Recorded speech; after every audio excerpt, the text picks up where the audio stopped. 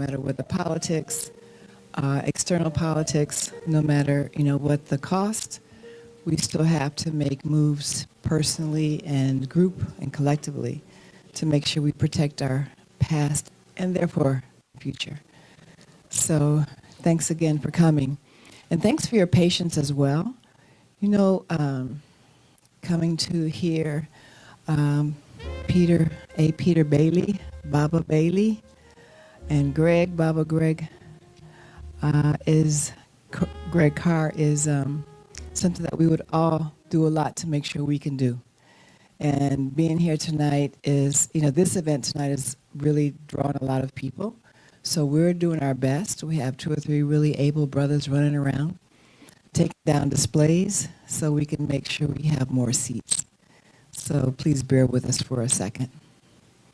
And while they're doing that, I guess I'd like to talk a little bit about some of the things we have coming. Sunday, as you know, speak louder. Do I need to start all over again? Okay, good.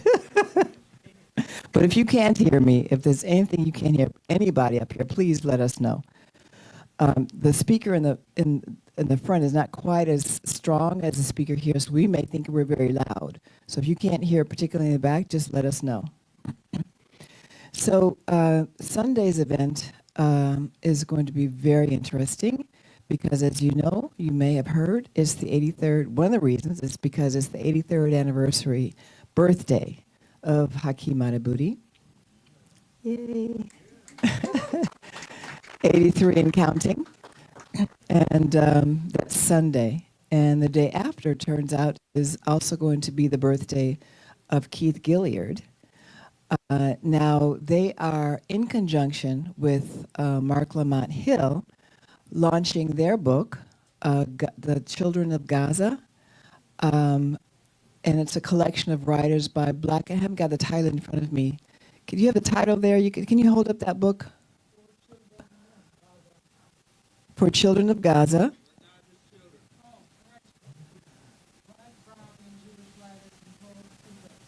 Okay. For Gaza's children, Black, Brown, and Jewish writers speak up. So it's a collection of writings.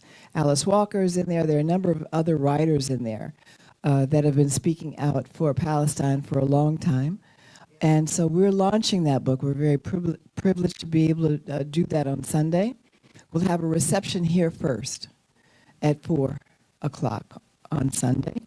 And then by 5:30, we'll be going over to Howard because we thought it would be nice for Howard to be the place that honors Hakeem on his 83rd birthday.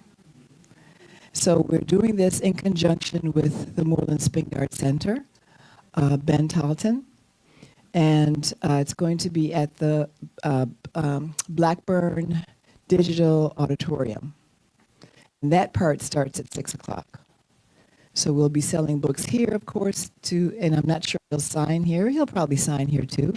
And then we'll also have them for sale at the Blackburn Center, where we'll also sign, as far as we know.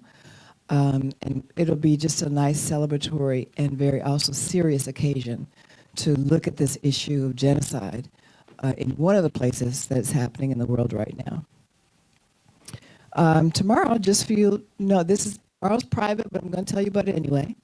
Tomorrow's event is going to be a showcasing of the really first group of filmmakers that the Sankofa Film Institute is graduating. So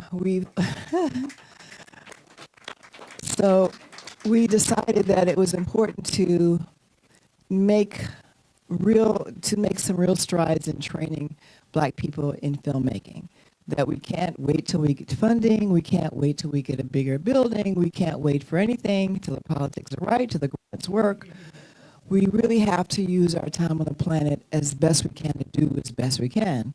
So we started this year an immersion filmmaking program, and it's called Around the Fire Filmmaking, meaning that the best stories and the original stories that compose our history and our culture were around the fire originally, and that we need to have the guts and the courage to be able to go inside of our culture, inside of ourselves, to pull out our stories outside of a commercial context, not afraid of a Hollywood imposition of either form or content. So that's quite a very serious kind of process to go through. And we've been doing it for 6 weeks upstairs and in our little cramped conference room. And those students are going to be finishing tomorrow, along with another group of students that were doing the same thing for about 2 years, kind of just as volunteers. I can't talk about everything tonight because my brothers are waiting to get up here. And I want Jordan to come and start that program when he's ready. But I think that one of the things that we also want to pay attention to is the space. We need a bigger space. Did I hear somebody say amen? We really need a larger space, and we're trying our best to make that happen. You can see from up front, we have slides in a collection box. $1 a day makes the space be okay. We're trying our best to make sure we can do a better job. So if you see us having fundraisers, if you see us making pleas to the city, if you see us saying, hey, okay, the city needs a place like this more now than ever, can you find a way to make sure that there is some place for Black people to come and celebrate their culture and, put it in the context you want. Keep us off the streets. That's the easiest one for them. Make a commitment. See to it that we can have the space. So please keep your ear open for that kind of conversation. And so without further ado, I think I'm going to bring Jordan Strudwick to the front, our wonderful WPFW host and activist lawyer. Thank you so much, Jordan. Thank you all.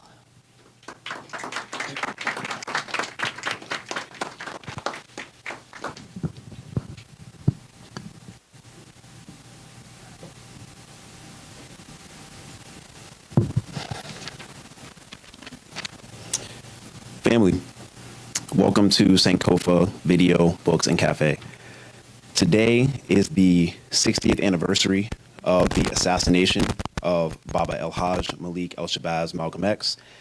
I'm Jordan, and it's my honor to introduce our event, our host, and our guest who will lead this evening's commemoration. First, Baba Bailey. Baba Bailey is a living legend. This great teacher, scholar, journalist, author, columnist, organizer, and warrior is the last living member of the Organization of Afro-American Unity, the OAAU, founded by Baba Malcolm X in 1964. He's authored several books, including Witnessing Brother Malcolm X, The Master Teacher, and his most recent book, Brother Malcolm's Strategic Pan-Africanism. As an illustration of the depth of their relationship, Baba Bailey was so close with Baba Malcolm at the time of his assassination that he was selected to be a pallbearer at his funeral by Mama Betty Shabazz. Baba Bailey was present in the Audubon Ballroom on that day 60 years ago when Malcolm was stolen from us. I'm being literal when I say that there is not a single person on earth who can better guide us through the journey of the commemoration of this somber anniversary than Baba Bailey. It is all of our honor and privilege to be in his presence on a day like today. Thank you, Baba Bailey, for being here.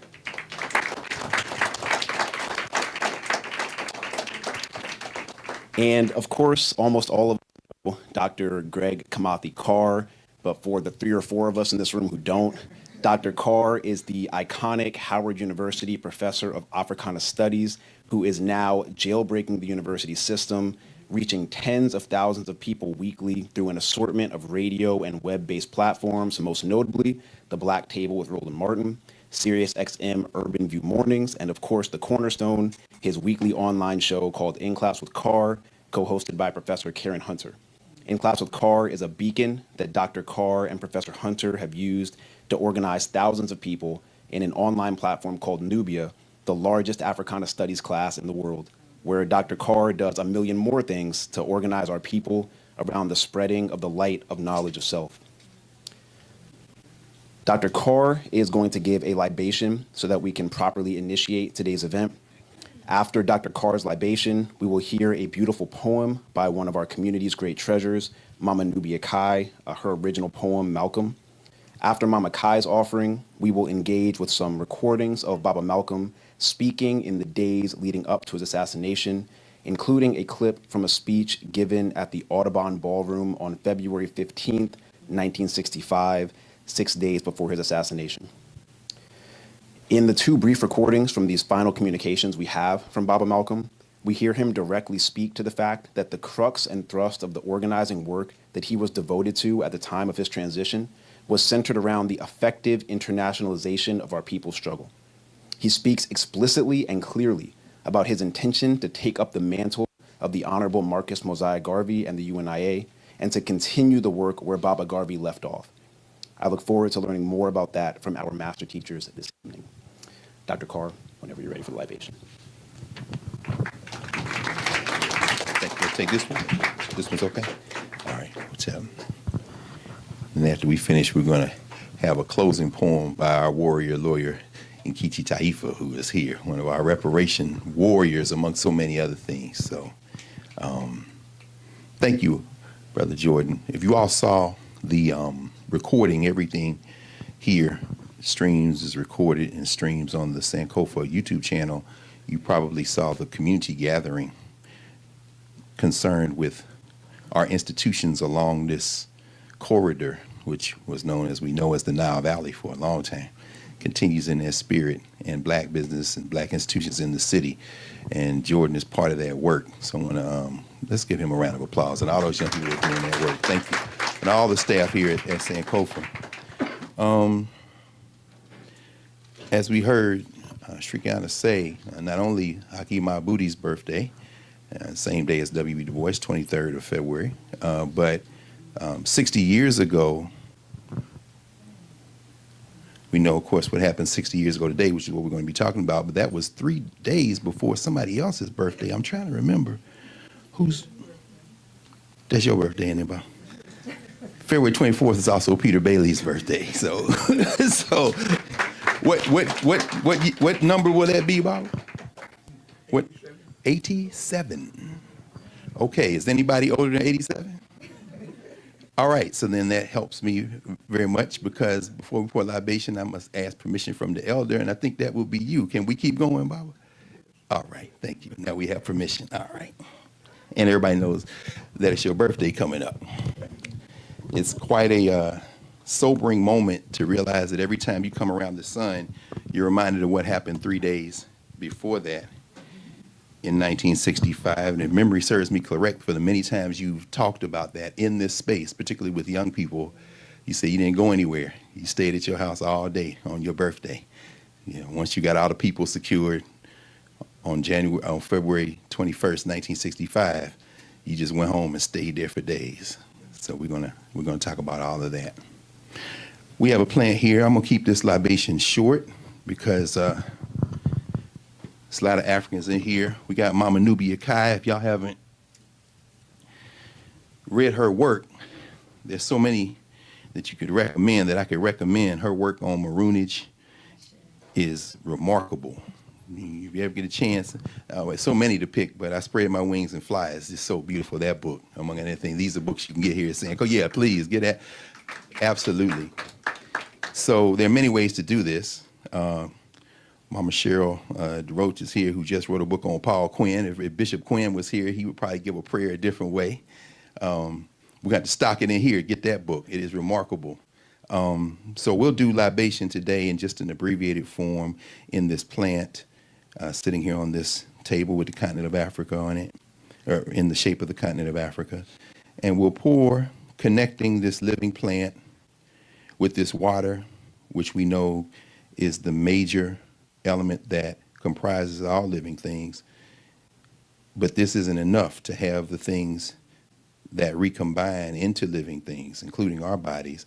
There's something else beyond that we cannot name, but the Africans came up with the first names for it, and there are many different names for it. And of course, the Yoruba people, one of the names will be the Ashe, the power to make things happen, the power to animate things. So as we recombine, we'll use the word Ashe to pour.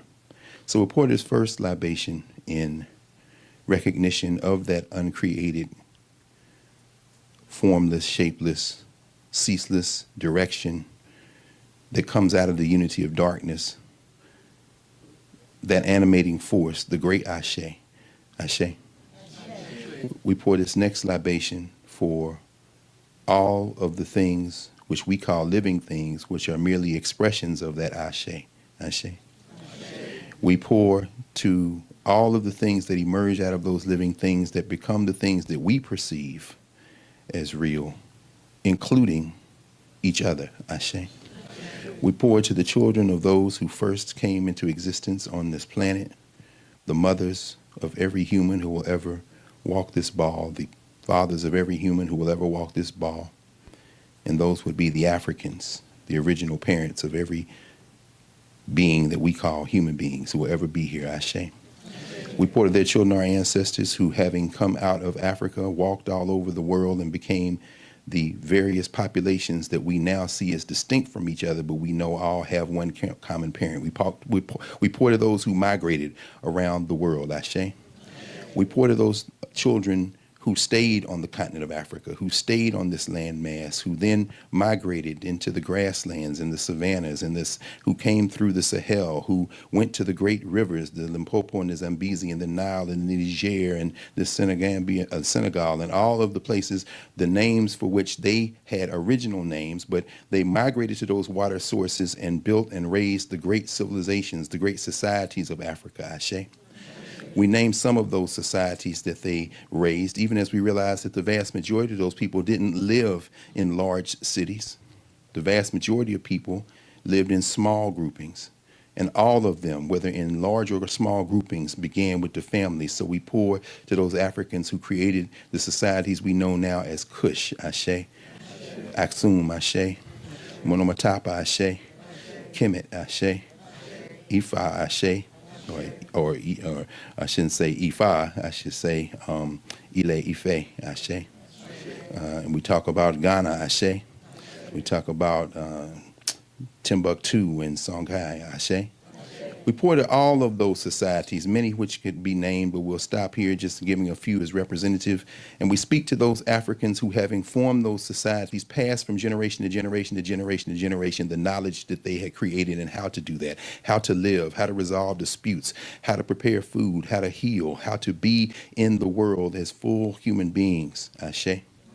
We pour then to those who were set upon by their children who, having migrated out and adapted to various climates, came back into Africa unfamiliar with their parents. We pour to those Africans who were set upon by children who no longer recognized them, wayward children who, having adopted to harsh ways, came and visited those sicknesses on their parents who they no longer recognize. Ashe. We pour to the children of those first who were set upon, who, being set upon by those children, were cast adrift. Across oceans they had once explored themselves, but now they re-entered in the largest human trafficking in recorded human memory. We pour to those Africans who had stuffed into their mouths inferior languages, not the languages that came from original thought, but the derivative languages that had words that we did not know on the continent, like orphanage and prison. Those who came and were stuffed and had those languages stuffed in their mouths, but somehow retained their spirituality. Somehow when they were forced to learn Spanish and Dutch and French and Portuguese and English, the first words often were Madre de Dios or Mi Dieu, or oh my God, as they prayed to that Creator to sustain their lives and pass it on from generation to generation to generation. Not only their insistence on resisting, but their insistence on reclaiming the thing that was tried to be beat out of them, their memories of where they had come from. Ashe. We pour to those resisting Africans, those Africans who formed that resistance, grounded in their spirituality, and raised the spiritual traditions of Vodun and Kadomble and Makumba and Santeria, those who formed the resistance based in spirituality, like the Haitian Revolution, and Cécile Fatimon and Boukman Dutty and Jean-Jacques Dessalines, and all of them, Henri Christophe and Toussaint Louverture, in the words of Bookman Duddy at the ritual with Cecile Fontemont, cast down the image of the white man's God who has brought down your tears for so long, and listen to liberty that lives in all our hearts. Ashe. We pour to the children who are in Latin, what we call now Latin America, Ganga Zumba and Zumbi, and all the women and men who raised the great quilombos. We pour to those in the great dismal swamp of Virginia and North Carolina, and those in Louisiana and South Carolina, those who formed their spiritual traditions. And although they had been forced upon them some foreign ways, they infused them with their ways and created the African Methodist Episcopal Church and the African Methodist Zion Church, who created the spiritual traditions that fed the spirit and the resistance of Araminta Ross, who we know as Harriet Tubman, who Ashe. We pour to those who raised the resistance, and having raised that resistance, who fought their way out of captivity. Nanny and the Maroons of Jamaica, the Maroons of Suriname, the Maroons of every part of this hemisphere, and those who donned the colors of their open enemies so they could get a hold of a bayonet and stuff the Emancipation Proclamation down the throats of the Confederates. All of those women and men who fought in what is called the Civil War by European and European American historians, but which we call the liberation fight, the war for our liberation, which continues, Ashe. We pour to their children, our ancestors who, having fought their way out of immediate captivity, had to deal with what Carter Godwin Woodson called a sequel to slavery. Jane and Jim Crow, U.S. apartheid, who washed clothes and scrubbed floors and fed other people's children and nursed other people's children so they could take the scraps back and give it to their children. Those who figured out ways to convert things that aren't fit for animals to eat into delicious foods that are still now overcharged for in the same restaurants of the people who held them captive.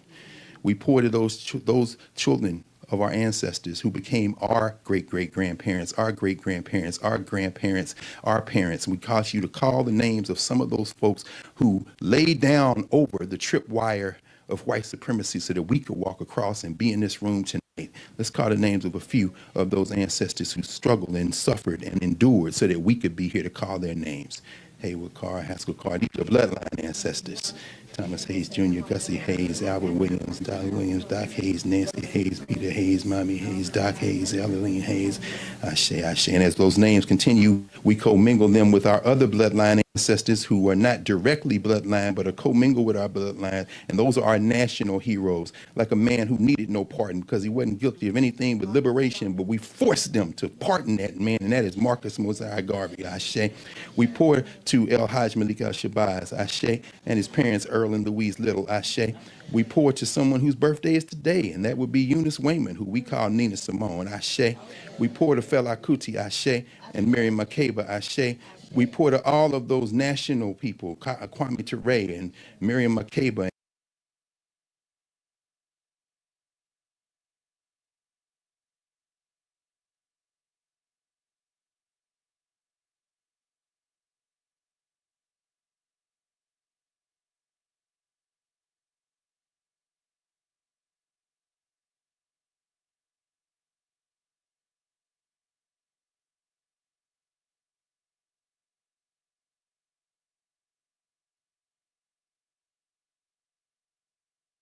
Years from the day, share with us his memories of another group who came together to free ourselves, beginning with about a dozen and a few extra sitting around a table when a man walked in and said, let's start this organization called the Organization of Afro-American Unity. Until that very moment, Peter Bailey didn't know that he had been recruited into an organization created by Malcolm X. We pour to those who live today to hear this story and pass it on, Ashe. And finally, we pour to our children's children's children, those who are not yet born, but those who will call our names if we do what we're supposed to do, because we are links in an unbroken chain. And we know that African champions must break the chain that link African ideas to European ideas and listen and speak with our ancestors without interpreters. Ashe, Ashe, Ashe, Ashe. All right. Now, Ashe. All right. Jordan, they said I was the host, huh? Is Mama Nubia coming next? Yes, good. Well, now, this is, in addition to being a cultural meaning maker and a force, this sister here, meaning maker, culture historian, scholar, master teacher, for many years taught across the street at Howard. This is, of course, Dr. Nubia Kai. So please.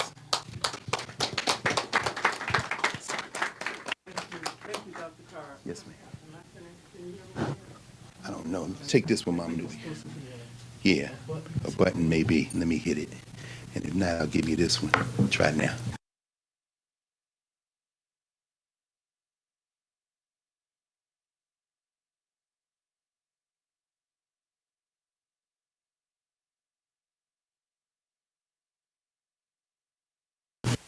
When Malcolm was, like 75, and I think, wow, it's time to do another one, right?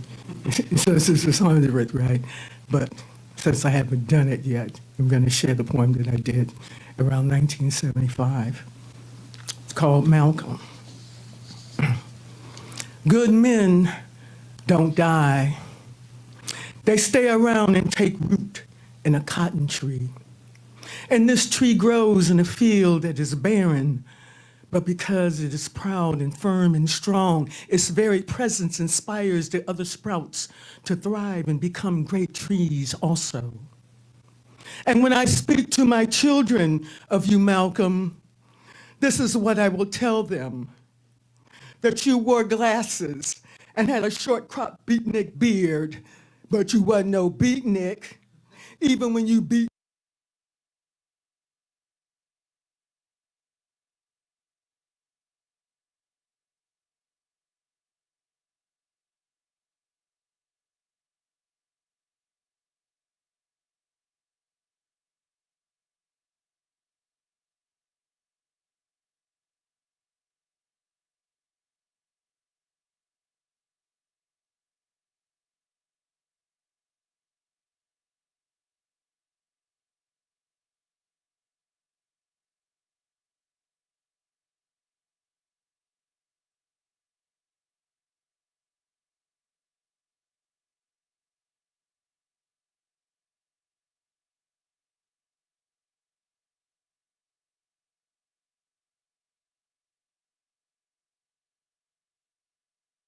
When I tell them that you made it rain for us, for the brain that brought life to us, when we were dead, dead, dead as your father's burning flesh under a railroad track, dead as the men who murdered him, dead as your mother's mind went when she saw it.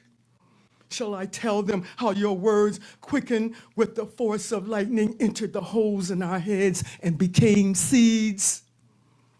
See how we have grown in this barren wilderness of prairie and cactus and crushed Indian head skulls. See how we have grown out of the bloody sea, the stinking ships, the cotton fields. See how we have grown out of the dusty earth on the wings of the bars perched high in our branches. I will tell them you were Prince Shabazz, son of Elijah, Luqman, Prophet Muhammad, descendant of the line of Abraham, that you arose out of a mountainous forest, that you cleared a path for us and taught us not to fear the beast that roamed in its midst. You said, yes, animals are flesh and blood and can die just as we die. See how we have grown, who didn't know the Aryan horn was made of glass, that we were dealing with a child warrior painting pictures on Sundiata's helmet. See how we have grown, who didn't know our own fragile entrails were overcooked chitlins, till you showed us men were not flesh, but light born of Allah's morning. And on the morning of the great feast, on the singing hills where you walked and left this tomb, we will be free. One day our people will be free. Free as the bars unharnessed from the American dollar bill and mounted on this hill. I will tell them, and the legends will grow like the shoots around the cotton tree. They will grow in these words, that you are a hewer of stone, a welder of nations, a maker of men, a master of self, a man with the spirit of the sun, that you are our teacher, our leader, our prince, and we will love you always. I will tell my children these things, and they will listen. Malcolm, Malcolm.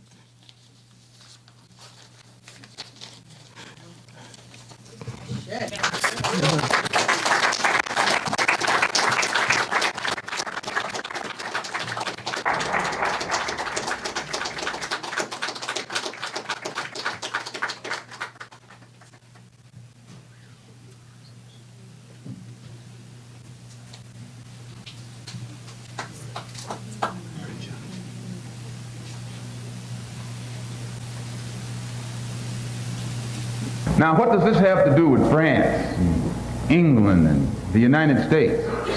You and I are living at a time when there's a revolution going on, a worldwide revolution. It goes beyond Mississippi. It goes beyond Alabama. It goes beyond Harlem. There's a worldwide revolution going on, and it's in two phases. Number one, what is it revolting against? The power structure. The American power structure? No. The French power structure? No. The English power structure? No. Then what power structure? An international Western power structure. An international power structure consisting of American interests. Whereas the African nation, we became proud of it. And became proud of it, we began to have something effect with it. But my journey was to Mecca to make myself an authentic Muslim and to bring them there up to date on the problems our people who are Muslims have. Soon as we established our religious authenticity with the Muslim world, we set up the Organization of Afro-American Unity and took immediate steps to make certain that we would be in direct contact with our African brothers on the African continent.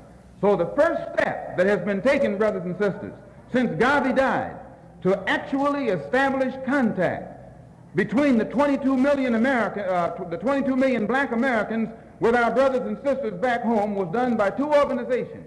Done first by the Muslim Mosque, which gave us direct ties with our brothers and sisters in Asia and Africa who are Muslim. And you know we've got to unite with them because there are 700 million Muslims. And we sure need to stop being the minority and become part of the majority. So, as Muslims, we united with our Muslim brothers in Asia and Africa, and as members of the Organization of African or Afro-American Unity, we set out on a program to unite our people on this continent with our people on the mother continent. And this frightened many interests in this country. Many people in this country who want to see us the minority and who don't want to see us taking too militant or too uncompromising a stand are absolutely against the successful regrouping or organizing of any faction in this country whose thought and whose thinking pattern is international rather than national, whose thought pattern, whose hopes and aspirations are worldly rather than just within the context of the United States border or the borderline of the United States. So this has been the purpose of the OAAU and also the Muslim Mosque, to give us direct links, direct contacts, direct communication and cooperation with our brothers and sisters all over the earth. And once we are successful in uniting ourselves with our people all over the world, it puts us in a position where we no longer are a minority who can be abused and walked upon. We become a part of the majority. And then if this man over here plays too rough, we got some brothers who can play as rough as he.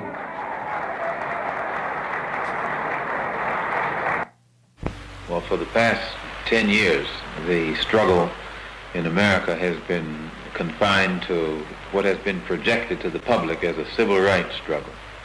And in that context, it has remained a domestic problem.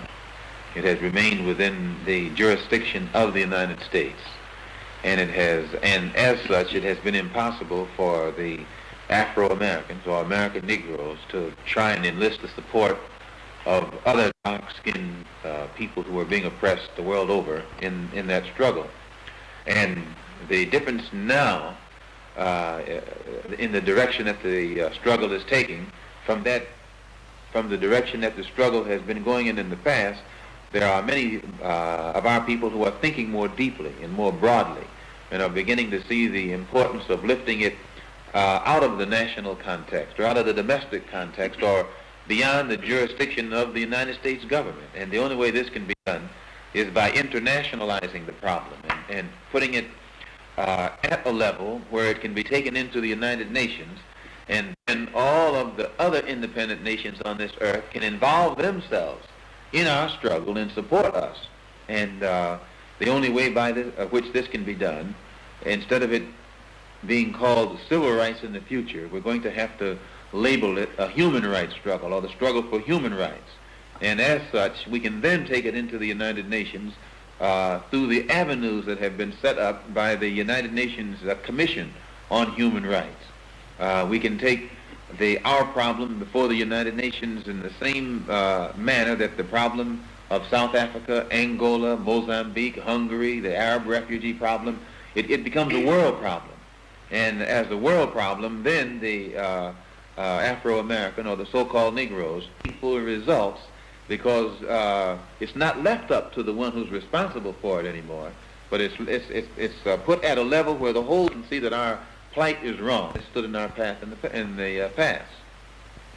It also makes a difference in the leadership. Those who have been posing as leaders of our people in America in the past, they can pose on this local stage where Uncle Sam is the master of the show and can prop them up and make them look good or make them look better than they actually are by giving them token gains and building them up an image. But when they step onto the international stage or the world stage, then Uncle Sam can't prop them up anymore. And their ability or lack of ability becomes exposed. And if they can lead us forward, they remain leaders. But if they can't, then they have to step aside and more qualified and bona fide leaders step up from the masses of our people, and then we get faster progress, we get more results. The Afro-American or American Negro intellectual perhaps permitted himself to be used in a way that wasn't really beneficial to the overall Afro-American struggle. But I think today these intellectuals have begun to undertake a new appraisal of the problem, are looking at it as it actually is, and are beginning to see it more in the international context and the relation that it has with the African struggle. And the African intellectual is beginning to look at the problem in the African context and see that what might be good in one country, in order for it to be used in another country, has to be rearranged. You take African socialism. Many of the African intellectuals that have analyzed the approach of socialism are beginning to see where the African has to use a form of socialism that fits into the African context, whereas the form that is used in a European country might be good for that particular European country. It doesn't fit as well into the African context. So I think the African intellectual is making that contribution, and he's making it well. No Negro leaders have fought for civil rights. What do you mean They by have fought? begged for civil rights. They have begged the white man for civil rights. They have begged the white man for freedom. And anytime you beg another man to set you free, you will never be free. Freedom is something that you have to do for yourselves.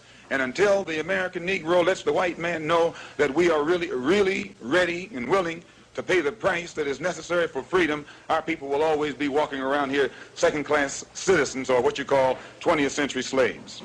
What price are you talking about, sir? The price of freedom is death. Well, for the past 10 years, the struggle in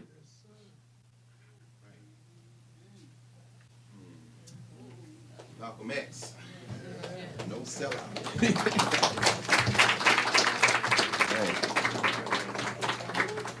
That's you, Bob? Ready? Let me lead us up here. All right, yes, sir.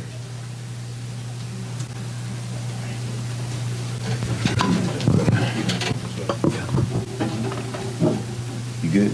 I got you. You know you don't need this, it's just thin. All right, please.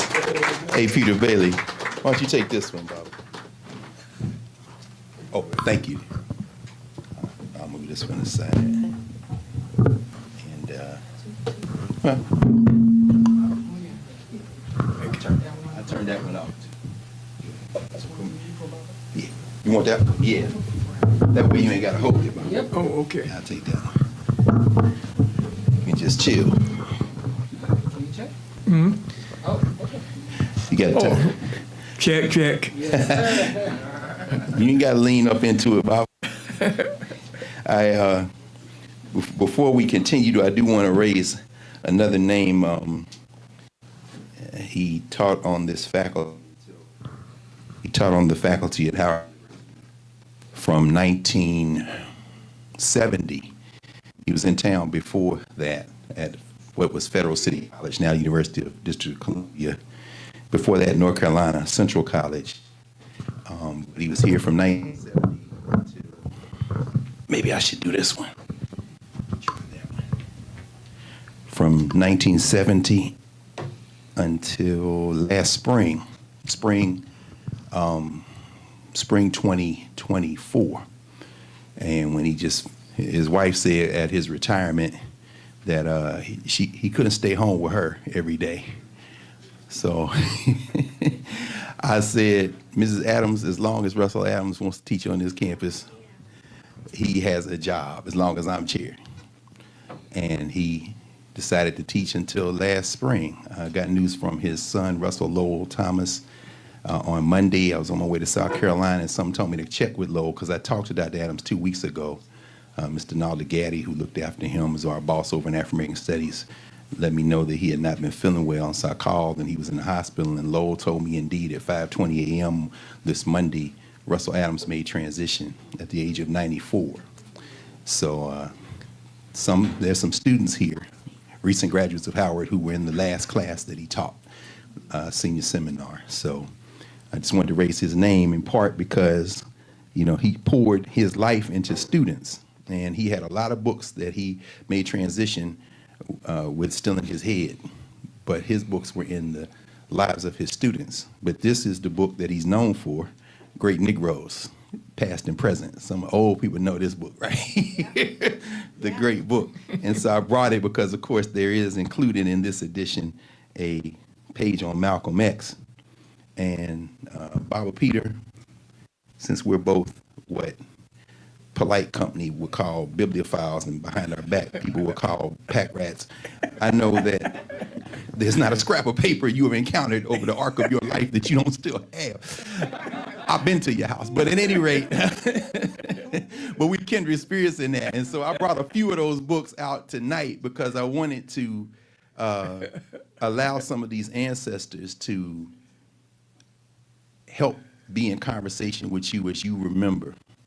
And I want to ask you as we get started, I guess I could do a bio. I see Baba Ibrahim got up another son of Columbus, Georgia, both of y'all. And he was born there, but not raised there. You from there. Desegregate the libraries, But from Columbus, Georgia, of course. Just down there at Spencer High School, actually. Mm-hmm. And Carver, George Washington Carver, where Dr. Clark went to school, of course, at Spencer. Father at Fort Benning, wasn't he? Stationed at Fort Benning. Yes. Yeah, so raised at Tuskegee Institute, not to be confused with Tuskegee. White folks call that Tuskegee. You said the Institute, right? But ended up coming here after a stint, obviously, between Alabama and Georgia, and then following your father and the family, your 6 sisters, your mom, y'all went to Germany, spent time over there in school, came back here, dad stationed in Maryland, and decided to go to Howard University for a couple of years. And then those bright lights called you, New York City. What you doing in New York City? You country Negroes trying to get to New York City. And of course, the rest of that story we're going to pick up from there. But I just wanted to do a little bit of that framing. And of course, we're here because of the commemoration of Malcolm. And I pulled out, among other things, The Death and Life of Malcolm X, Peter Goldman's book, and our brother Paul Lee, who's one of the foremost researchers generally. Of course, Malcolm is one of his areas, especially talks about Peter Goldman, who also recently made transition, as being one of the most important chroniclers of the assassination of Malcolm X.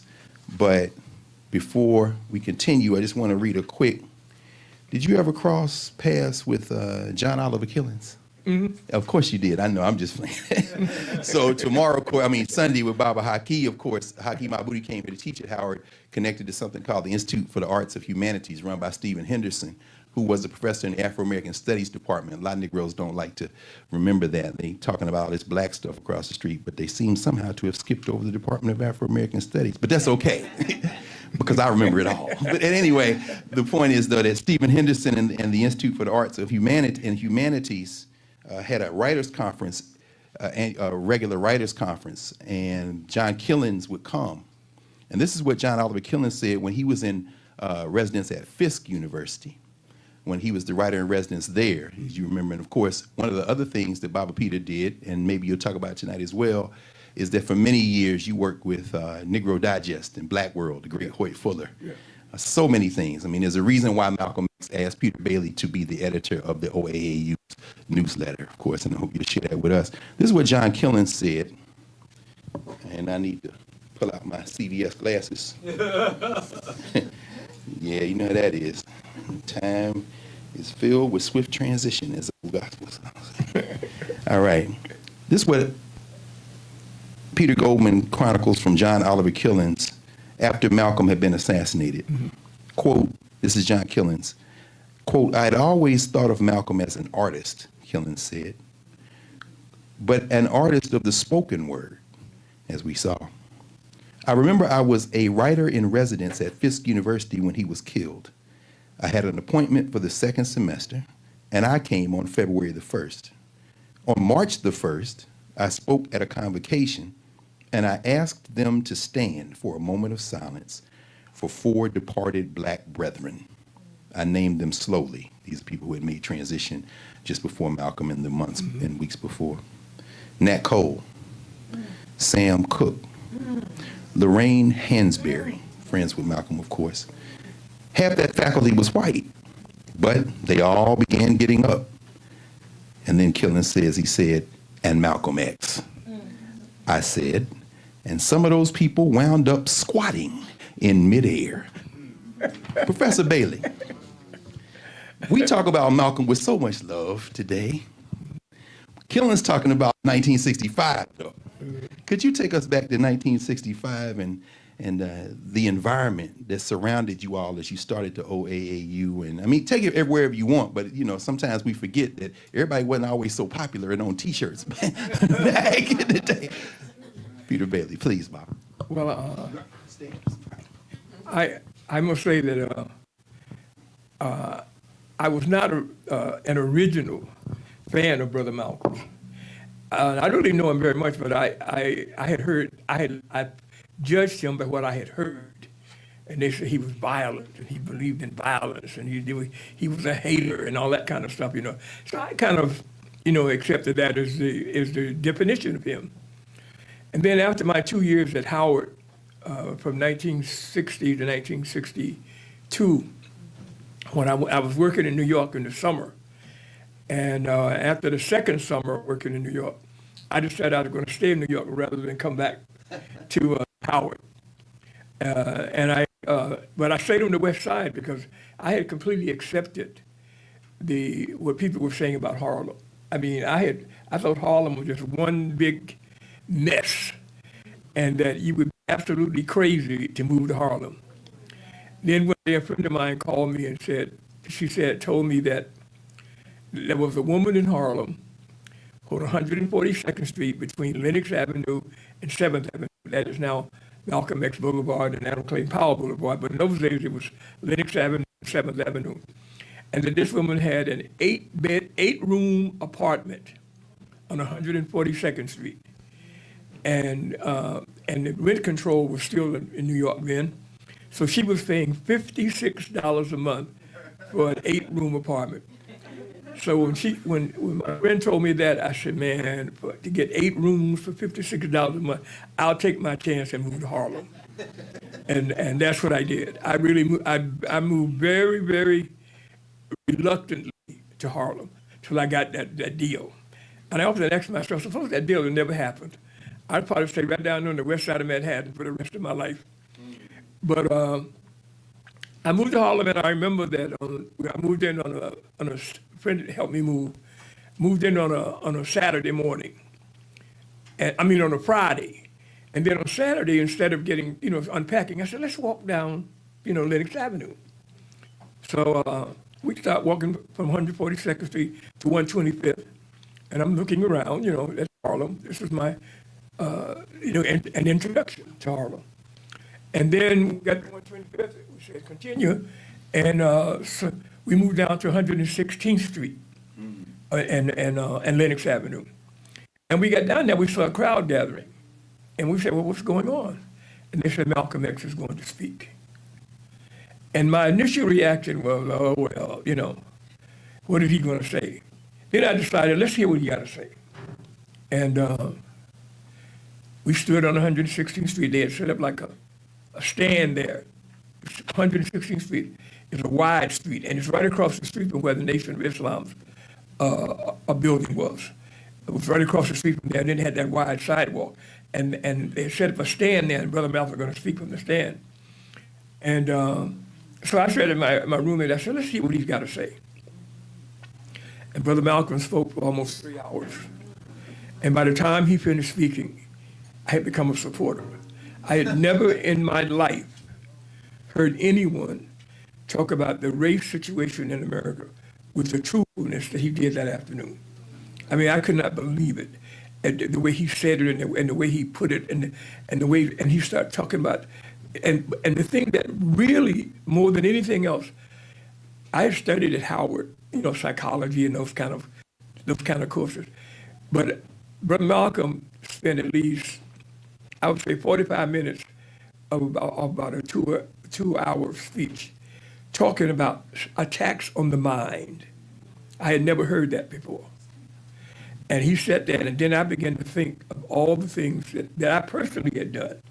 I used to go to movies as a child and sit in Tarzan movies and cheer for Tarzan and Cheetah against the Africans. And when I grew up in Tuskegee, you could call somebody a lowdown, you know what, an SOB, you know what, an MF, you know what, but you better not call them black. If you call them the other things, you may fight. If you call them black, you won't fight, because we did not want to be called black. And so when I heard Brother Malcolm talk and using the word black the way he used it and start telling history things, I became an instant supporter. And from then on, whenever he spoke anywhere in the New York area, I was there. I had no desire to become a Muslim. I was just kind of coming out of my Christianity then. I'd been raised, of course, as a Christian. I was just kind of dropping. I had dropped that because of what had happened, during the years in the late 50s. But I still was not thinking about becoming a Muslim. And so I just followed him from a distance. Wherever he spoke, I would go and sit and listen. And I would take a pen and listen and write notes. And the books he mentioned, I would go to the library and try to get those books and read them and all that kind of stuff. So by the time, then one day, a friend of mine said to me, would you like to be a member of a new organization? And I said, what organization? She said, I can't tell you nothing except if you want to be a part of this new organization, let me know. So I said, yes. She said, well, I'll call you on Saturday and tell you where to be and what time to be there. And so she called me. It was up near City College in New York. And I couldn't believe it. I said, because City College did not have exactly a strong reputation as being a supporter of black people. So I said, what kind of meeting are they having there? But I went, and we went, it was like a library, but it had an entrance on the ground level. You just walk right in, and where they had chairs and things, it was like a meeting room, part of a library, but you could go into it without having to go to the rest of the library. So I walked into she told me what time to be there, and she told me don't ask her no questions. So I said, okay. And when I went in there and I looked around, I saw maybe about a dozen people, 3 or 4 who I recognized. And, we talked and everything, And after I'd been there about, I guess maybe 20 minutes or so, in walked Brother Malcolm. And until he walked through that door, I had no idea that I had been invited to be a part of an organization with Brother Malcolm. And until he walked through that door, I had no idea.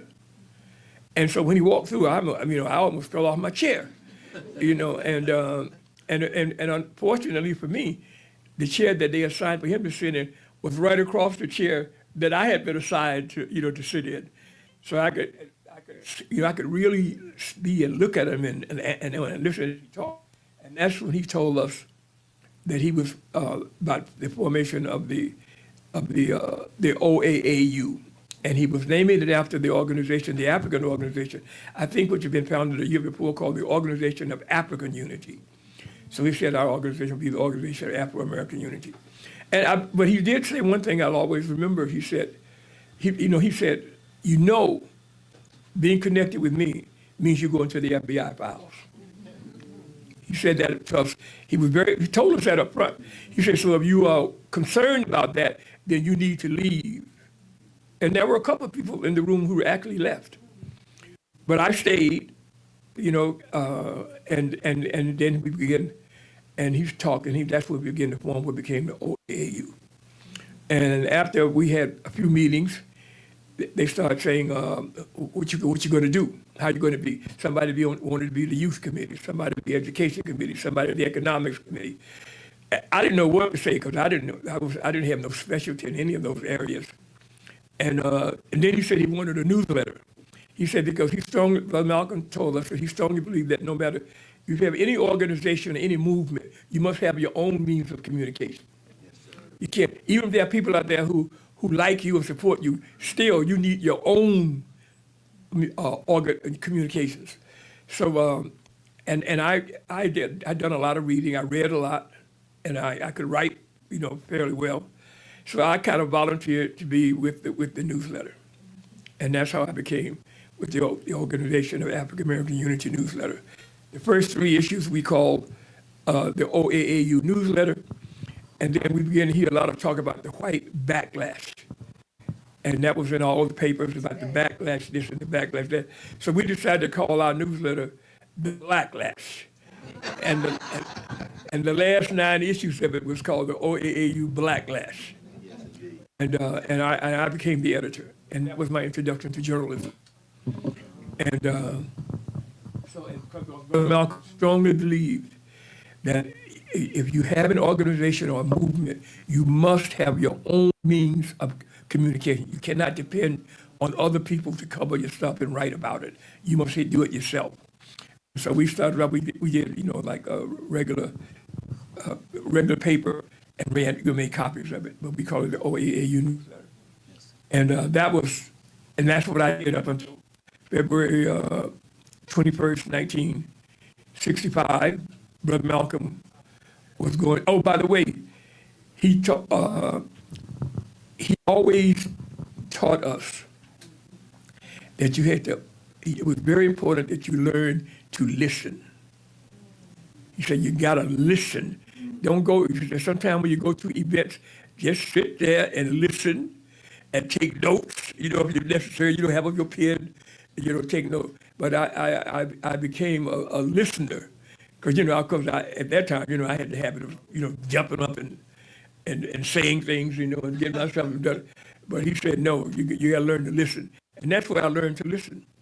And sometimes, man, I remember since then, many events I had to go through, I had to sit there practically and hold on to the chair to keep my mouth shut. But I kept my mouth shut because that's where you learn whatever a person that you were either supporting or opposing, you could hear what they were saying and everything.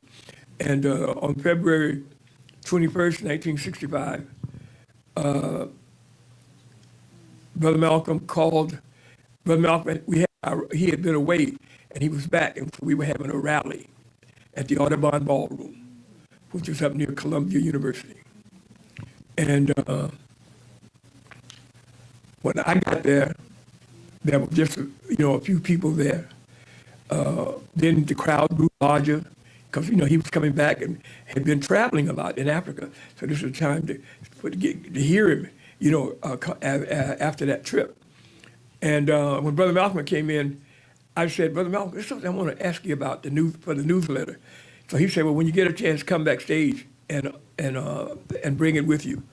So after about 15 to 20 minutes, I went back there, and what it was that it was something I was writing in the newsletter, and Brother Malcolm was one of those people who told us, you got to be very careful because you don't want to give your opponent something they can use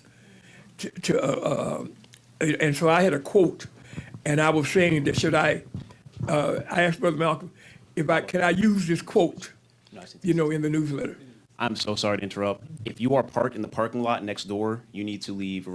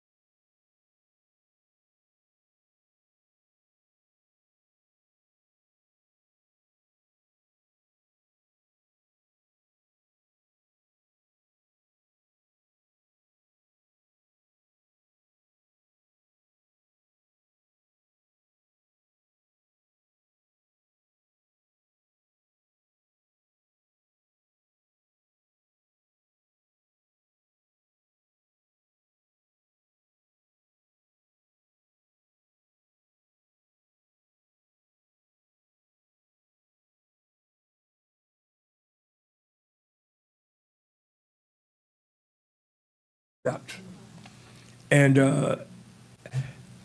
my friends and I, those of us who were sitting in the lobby, there was a bathroom, men and women's bathroom. We ran in there when we heard the shots. And then so when the shots stopped, we came out, and I went into the main ballroom, and I saw all the chairs knocked over, people screaming, people laying on the floor, chairs all not because what they would do when we had our rallies, they had in the middle of that ballroom they would set chairs up, but they had booths on the side, where you could sit, like in booths like that. So I ran down and jumped up on the stage, and Brother Malcolm was laying on the floor, and they had opened his shirt up, and I saw all these bullet holes in his body, and all I could think was, he's going to die. He's going to die. That's what I was thinking to myself.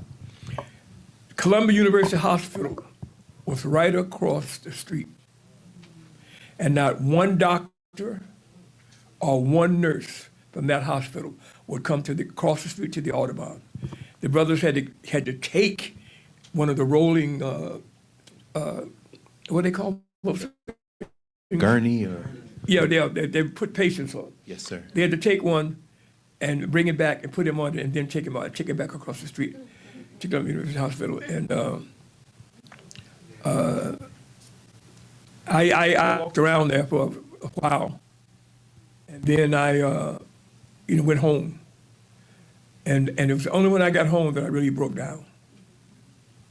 I completely broke down when I got home. And for the next 2 days, I did not go outside my apartment. My family and my friends, they were all very worried about what was going on.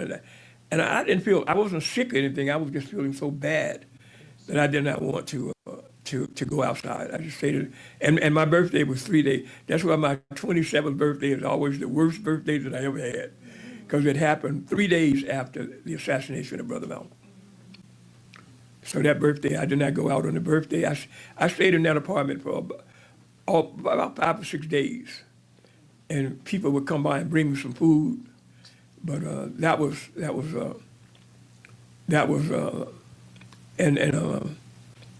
I guess since then, I basically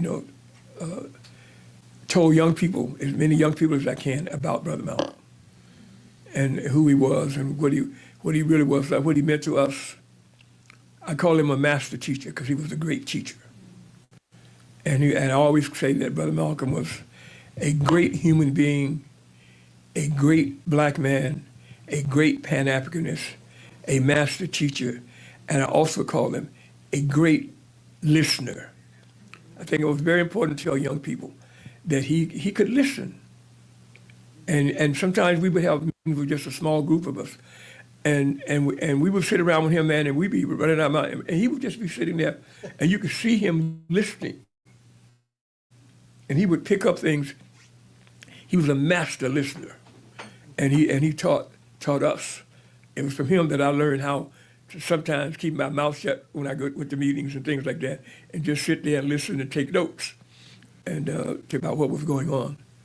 But that was it, and I've been, I still think that to me, he was at least the greatest leader in my lifetime that we had, and I truly believe that 60 years later, we still have not done what he was trying to teach us to do.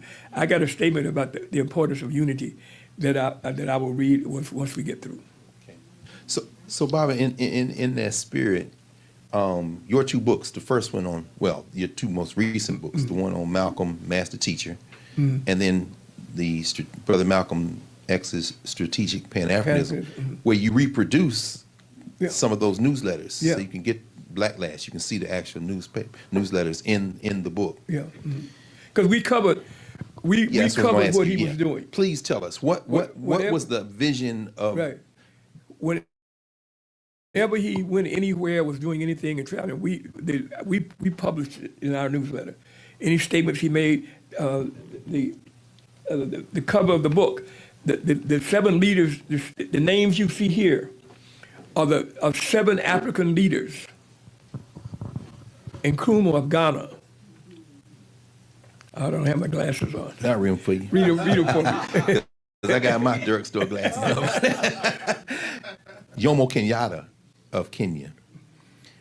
But let's pause on Kenyatta for a moment, because I remember Fannie Lou Hamer. Remember when SNCC came to New York for a fundraiser?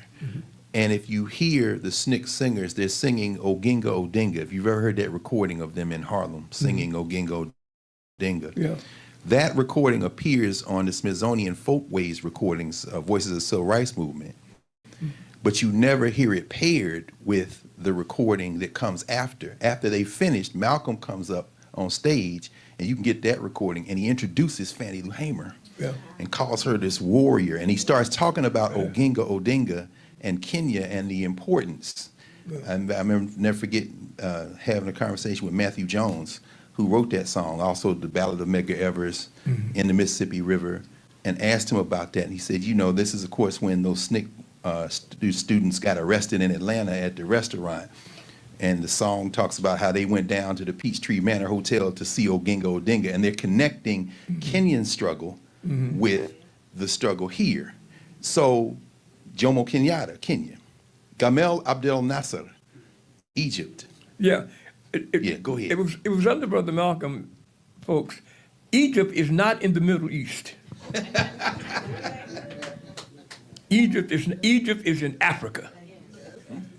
And so we got to stop calling Egypt a Middle Eastern country, which we sometimes do, because that's what the United States wants to say. Yes, sir. But okay. No, so good, and that's good, because one of the reasons why I'm interjecting these is because hoping to trigger your memory, because even with killings, and there are other figures who I know you cross paths with or work with, and of course Nasser, there's a novel by David Graham Du Bois. I don't know if you ever spent any time with him. The Shirley Graham's son and W.B. Du Bois' stepson. I hate to use that word, but just in the context. And it's called "And Bid Him Sing," where he talks about after Malcolm was assassinated. It's a fictional account of an expat African from here who's living in Egypt, and you see these Muslims who are from here. We're in the nation, and they're talking about race, and they're talking about all of this stuff. And meanwhile, there's also this attempt to be good Muslims. So they're going back and forth about what does it mean to be a good Muslim. They're in Egypt, and the Egyptians are looking at them like, what are y'all talking? What are they talking? So this internationalism y'all were trying to do. Yes. How did you navigate the question of Islam? Because Malcolm created 2 organizations. Yes. So you say something about that? He did that specifically because he knew that there were people who wanted to work with him, but who were not going to become Muslims.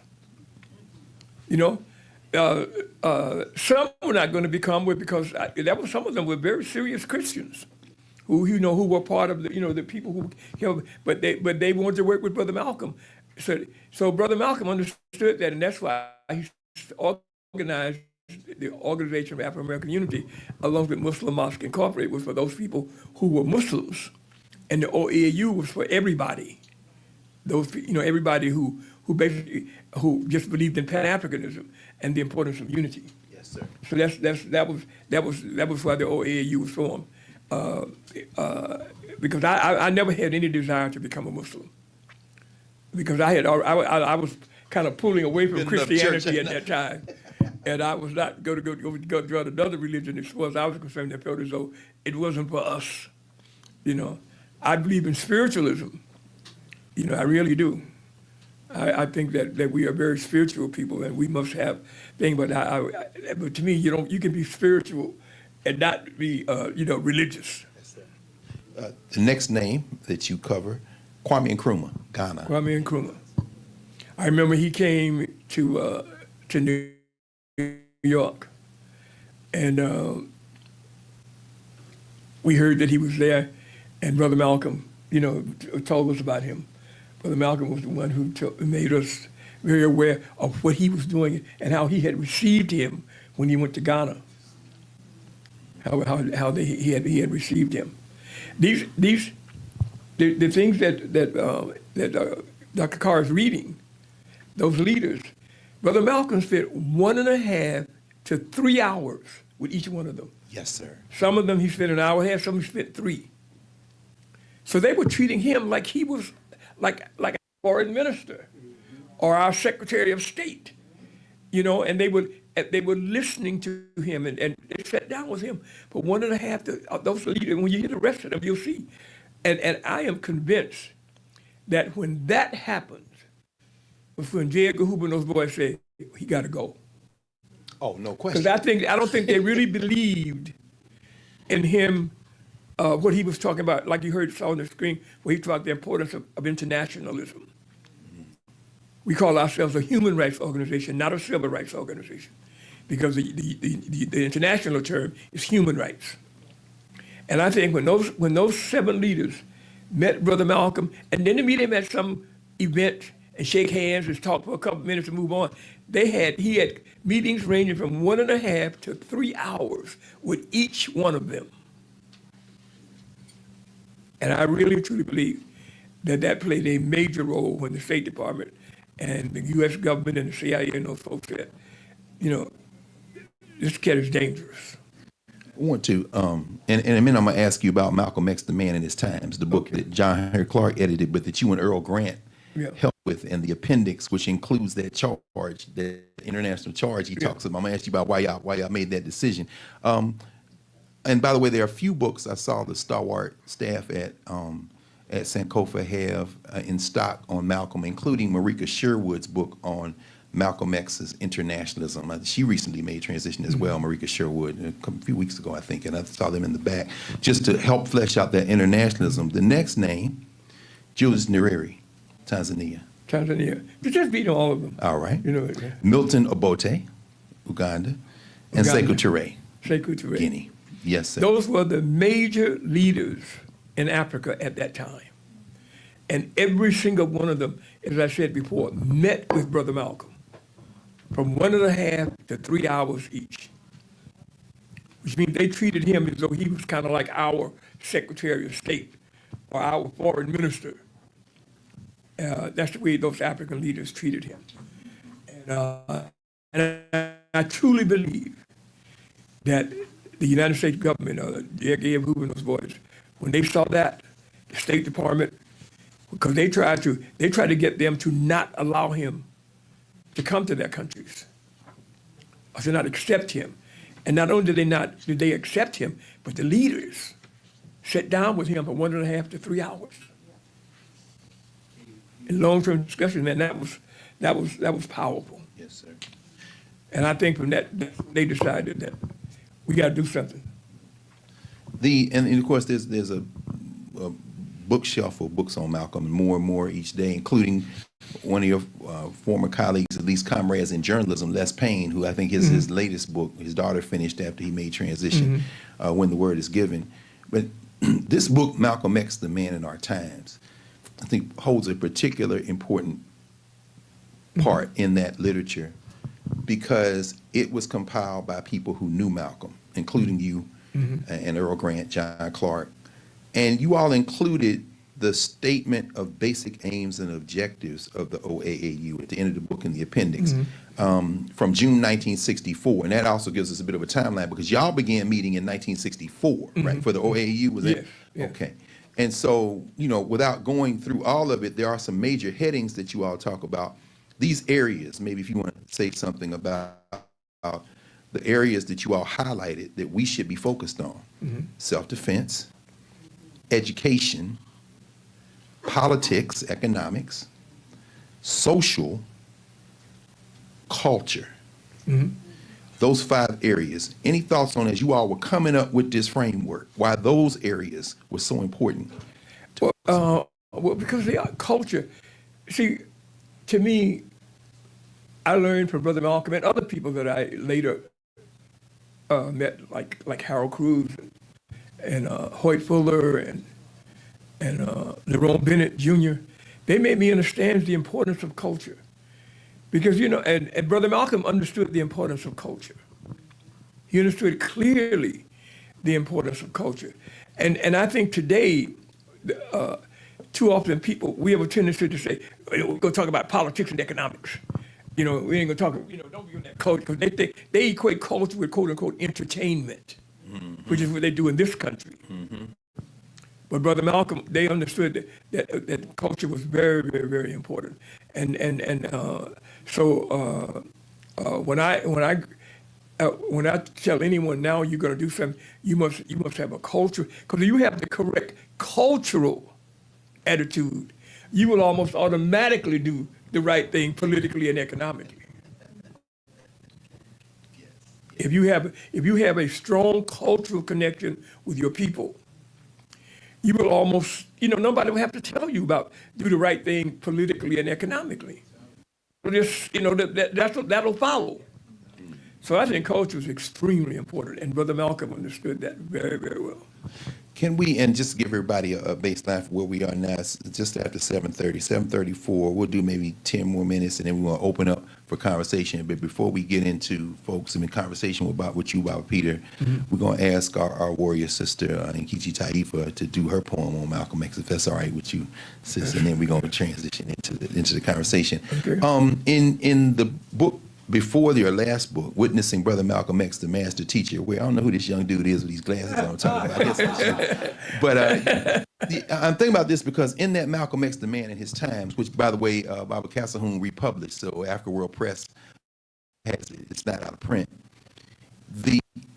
There's a section on, Peter Goldman talks about this too, after Brother was assassinated, how the myth-making almost immediately begins.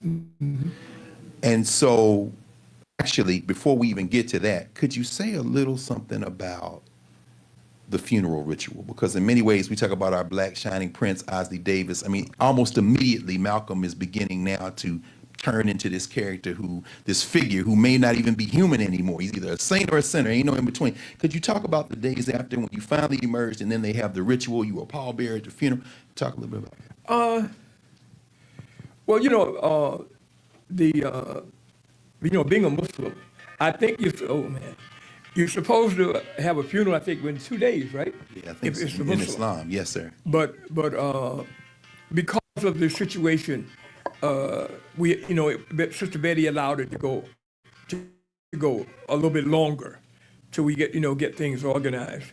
And I was asked, I was absolutely stunned when I was asked to be a pallbearer. I really was, because I had never been a pallbearer. Well, I had been at a couple of family funerals, but to be a pallbearer at Brother Malcolm's funeral was like, I didn't know if I could do it emotionally. Yeah. I was really, I knew I could help carry the casket, But I was just hoping that I could emotionally not let myself get away by being a pallbearer, and I was able to do it. But I remember when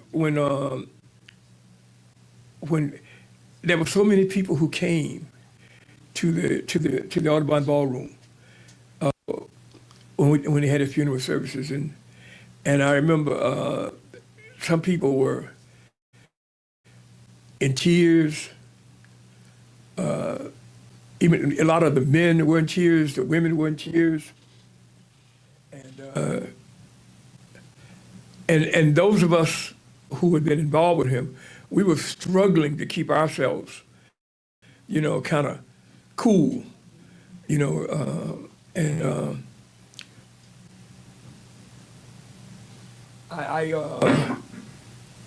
I remember when Brother Malcolm, when we were doing when Ossie Davis did his presentation, and I mean I thought it was unbelievable the way he did that. But all of a sudden, again, the crowd started, acting up and running and kind of like that. And what we realized is that we think that was started deliberately by some members of the Nation of Islam. Interesting. They deliberately tried to, disrupt, the funeral thing. But they eventually, of course, they got it quiet down and everything. And those guys, I remember one of the guys who had been involved in it. The crowd caught him outside and beat him. And I watched it. I didn't get participated in it, but I watched it. They beat his butt, man. For the others who were involved in it got away. But this particular guy got caught. And they beat his butt right out there on the side until literally the police came and took him away. Is that his friends? And it's kind of glad they did, because they really might have. Yeah. It might have somebody ended up in jail for assault and or even killing if the guy had died. And I really truly believe that if the people had not if they had not come and got him, they were going to beat him to death, because they knew he was one of the people who had done that. And so it was, it was a very, very moving when Ossie Davis did that thing that he did, man. It was just, it was powerful. It was powerful. And as a pallbearer, man, I had to struggle to keep myself, straight and cool, and not get over, not let the emotions cause me to do something wrong or take a wrong step or do something that was not too cool. But I was able to do it, and but it was a very, very, very, very hard experience. Many in the years since, all of your experiences, and even here, and there are a lot of young people here, especially young people, all of us, but especially young people. If you ever, when you're reading your paper, as you do religiously, and sit here and have your lunch, anybody comes up, he will hold court with all the young. Any of y'all have held court with Peter Bailey out here? Who's got there? Yeah, there you go. There's some of your people back there. I know they're here. That's why I said I already know. No question. That's why I love this place. Yes, sir. I love this place, man. For me, it's like a place to come on a Sunday afternoon and sit around and argue and fuss and talk to people, and argue about different things and discuss different things. I really, Sankofa is great. I don't know how you split your time between here and that Shaw Library, because I think there's an organization. Is it Positive Black Folks in Action? Yeah. Are there members of Positive Black Folks in Action here? There you go. There's people Positive Black Folks in Action here, right? Because you all have something. Because this isn't just the 60th anniversary, of course, the assassination, but I think May 19th is. Yeah, we are planning a major event for May 19th, which will be Brother Malcolm's, which would have been Brother Malcolm's 100th birthday. We are planning a major event for that day. And we're going to be, looking for support. So I think that we want to make that. I think, and of course, I think there are going to be events going on all over the country. Sure. There really is. But Peter Bailey lives here, though. That's what I'm talking about. There's some in New York. Yeah, absolutely some. Doing a big. Oh, yeah. Centennial Malcolm X. Oh, excellent. On the 17th. On the 17th. Oh, so we got a whole corridor then. That's what I'm talking about. I told him, I said, I'm not going to New York. I'm staying right here in D.C. I tell people that, at 87, you can't be running around like I used to. I have to take my time and make sure that I don't be still acting like I'm 57 or 67. Yes. Thinking I can go to everything and be everywhere and go to everything. No. Now. It took me hard. That was a lesson I learned very hard, but I finally learned it. Yes, sir. And so now I have to, Dr. Carr, I hate to interrupt you, but also Peter Bailey's play, Malcolm. Peter Bailey's play, Malcolm, Martin, and Medgar, is going to be done in Boston on May 19th, and Carol Mookman will be directing it. She's sitting in the audience. Yes. Where's the venue? What's the venue? In Boston, Massachusetts. I think it's an outdoor amphitheater or something. Okay. And it's been organized by Rodnell Collins Yusuf, who's Malcolm's nephew. Absolutely. Malcolm and Ella Collins. Yeah. Ella Collins. Thank you, Baba. Yeah, Malcolm Martin Medgar was a play that I back when I was with Ebony magazine in the late '60s and into the mid '70s. I was worked out of Ebony's New York office, and there was a tremendous amount of black theater going on at that time. And a lot of the people now who have big names, I saw them when they were beginning their careers with those black theater companies in the New York area. And I was basically kind of covering them, for more so for Jet than for Ebony. Every now and then Ebony would do a black theater article, but Ebony didn't do a whole lot of black theater articles. But for many years, you edited a special issue of Black World. Yeah, but they started Black World, with Hoyt Fuller. Hoyt was the main one. And so I can remember that I decided a few years ago, that I was going to write a play. And I was going to call it Malcolm and Martin, because I believe that both of these brothers are given distorted and misinformed depictions by so many of the writers nowadays. They just simply do not.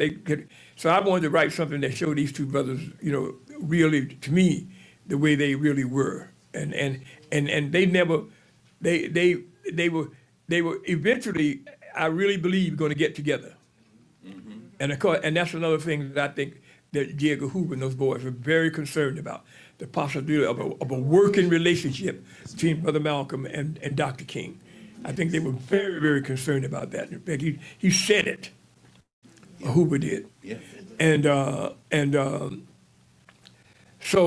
then after I wrote it, after I started working on it, then I said, wait a minute, Medgar Evers. That was one of the first people that that really hit me emotionally when I read about what happened. And so I said, I'm going to include him. And so I called the play Malcolm Martin Medgar. Mm-hmm. And they're like in the hereafter, and they are looking down and commenting on things that are going on now and discussing things. And sometimes, sometimes they say things that are funny, they laugh, they be laughing at some of the stuff that we're doing now. Other times they're talking very seriously about some of the things that we are not doing, that we're supposed to be doing as a group of people. Yes, sir. And so the play is called Malcolm Martin Medgar, and that was I covered the theater scene for Ebony and Black World and in New York for about 12 years. I wrote almost all the articles dealing with theater and dance. With Alvin Ailey, that's how I met Alvin Ailey, and ended up writing his autobiography with him. You know, so I just wrote that one play. I have never even tried to write another play, and don't have any kind of push to write another play. But I just got so sick and tired of hearing people what I consider making wrong statements about Brother Malcolm and Dr. King.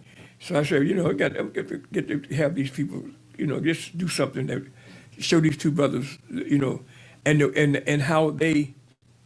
And they joke with each other, you know, in the play, and they're serious, and so you know, so most people who've seen it kind of like it. So we're going to have to make sure that at least it's recorded and filmed for those of us who can't be there. If we can't be there in person, and in fact, that's the last thing I was going to ask you about from your book, Witnessing Brother Malcolm X, the Master Teacher, and then we're going to turn it over to Sister Nkechi, and then we're going to continue in conversation with you for a little while longer. You in chapter 9, and I'm thinking about this in terms of after Malcolm is assassinated, the whole industry of claiming Malcolm and preserving, and then all of the interpretations of Malcolm.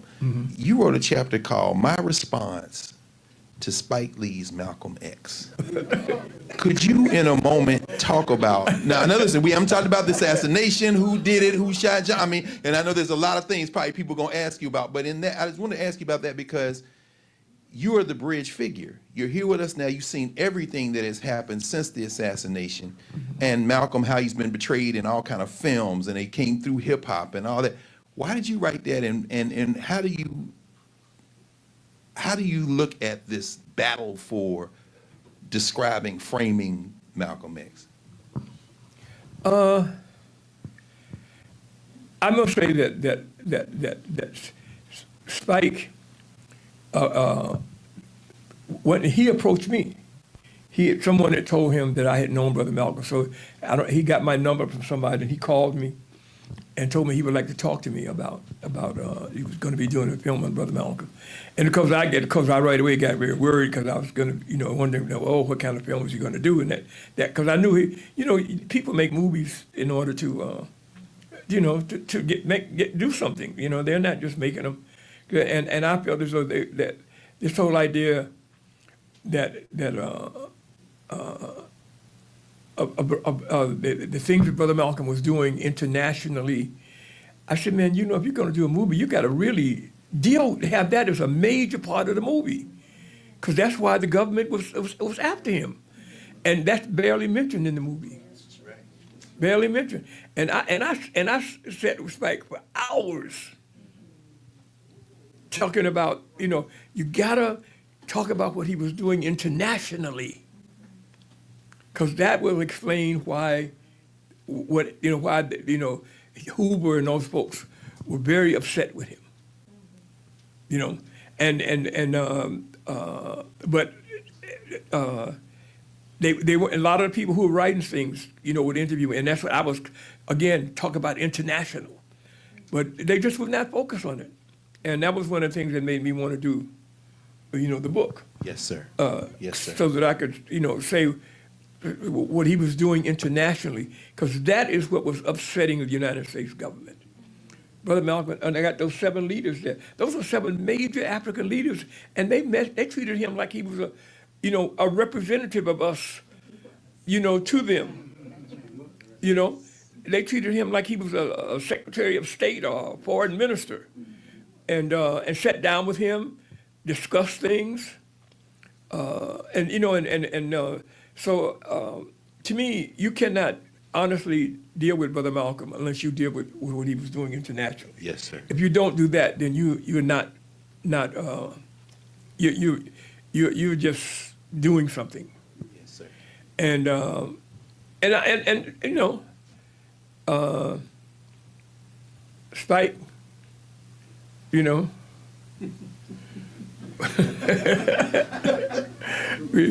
He got upset with me from time, but we eventually got together and had a pretty long conversation with each other, you know, and I explained to him, and I told him, I said, I didn't go around, you know, blasting, you know, talking about it, and I never accused you, because the rest of what you did, I said was very good. I thought that was a good film about Brother Malcolm. But you did not deal with the international stuff. And Significant omission. yeah, and that to me is like you just cannot talk about Brother Malcolm and what happened with him without dealing with the international. Yes. You just cannot. Yes. When you heard him right here on this, when they showed the film, some pieces from the film, he was, because he really and truly, he believed that people of African descent in North America and people on the African continent are the key to people of African descent all over, to black people all over the world. And that if we got together and started working more closely with each other, that it would automatically, positive thing would happen in South America, the Caribbean, and other places where, where black people are located. If the people in North America and on the continent would ever get together and have a serious, and you see, a white writer wrote a thing about J. Edgar Hoover, said that this was Hoover's biggest concern, was what Brother Malcolm was doing internationally. Good. Yeah, we're gonna do questions in a moment. We're gonna ask Sister Nkechi Taifa to come and share a poem. First of all, let's have a round of applause for Brother Peter Bailey. Bible, thank you. It's wonderful. And we're gonna continue, but before we do, our warrior lawyer, if you You're gonna sit there, I'm gonna stand. okay, sure. I'm gonna stand. Yes, ma'am. If you haven't read her, I'm pouring a little libation here with this coffee. Somebody bring me a napkin. Thank you. If you haven't read her memoir, Black Power, Black Lawyer, please, y'all need to get that book. We got some copies. You got some back there? Sure be. Yeah, absolutely. Y'all, I'm not on they do. They may have sold out because you definitely put it here first. Not only a lawyer, professor, freedom fighter, her reparations coalition is the latest iteration of her work. Long time warrior in the National Coalition for Blacks for Reparations in America. So many other things we could say, but tonight she is in here in her capacity as an artist. Our dear sister, Mama Nkechi Taifa. Thank you so very much, Dr. Redcar, and thank you so very much, A. Peter Bailey, because I'm going to give you a kiss right now if I can. Y'all get this on film. I mean, we're talking about a living legend right here. I mean, I sat at the feet of some of the people who personally knew Malcolm. Milton Henry, you talked about internationalization, who went with Brother Malcolm all throughout Africa. Yeah. His brother Richard Henry, these were the Obadeli, the Gaidi and Imari Obadeli. Herman Ferguson, at the time, Queen Mother Audley Moore. Okay, if I knew then what I knew now, I would have gotten a picture of me kissing on them too, But I'm going to be sharing a poem, but I was asked first to make an announcement. And this announcement is, all roads. We're here honoring El-Hajj Malik El-Shabazz, the 60th anniversary of his assassination. But all roads lead back to who? Marcus Garvey. Malcolm's mother and father were Garveyites. All roads lead back to Garvey. And what happened the day before the new administration came in was something unprecedented in history for a Black nationalist, for a Pan-Africanist.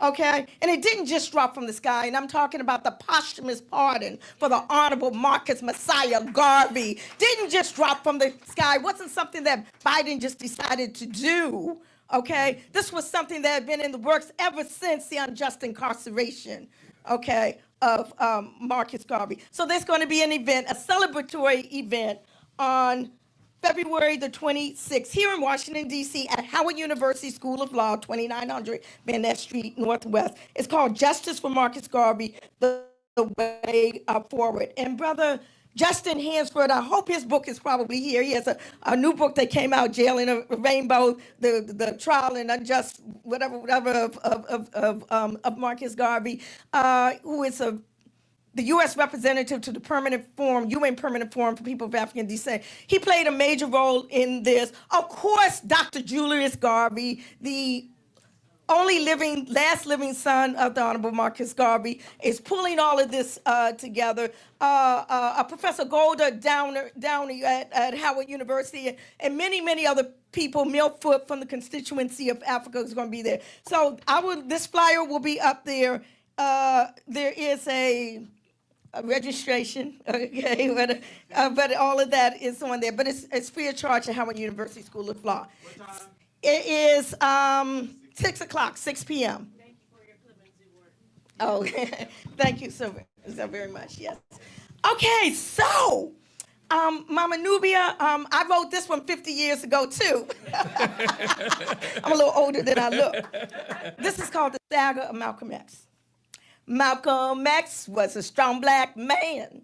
Malcolm X said the struggles for land, self-determination for black people now, by any means necessary was his vow. He was born Malcolm Little on the 19th day, 1925, the month was May. He was born up south in Omaha, Nebraska.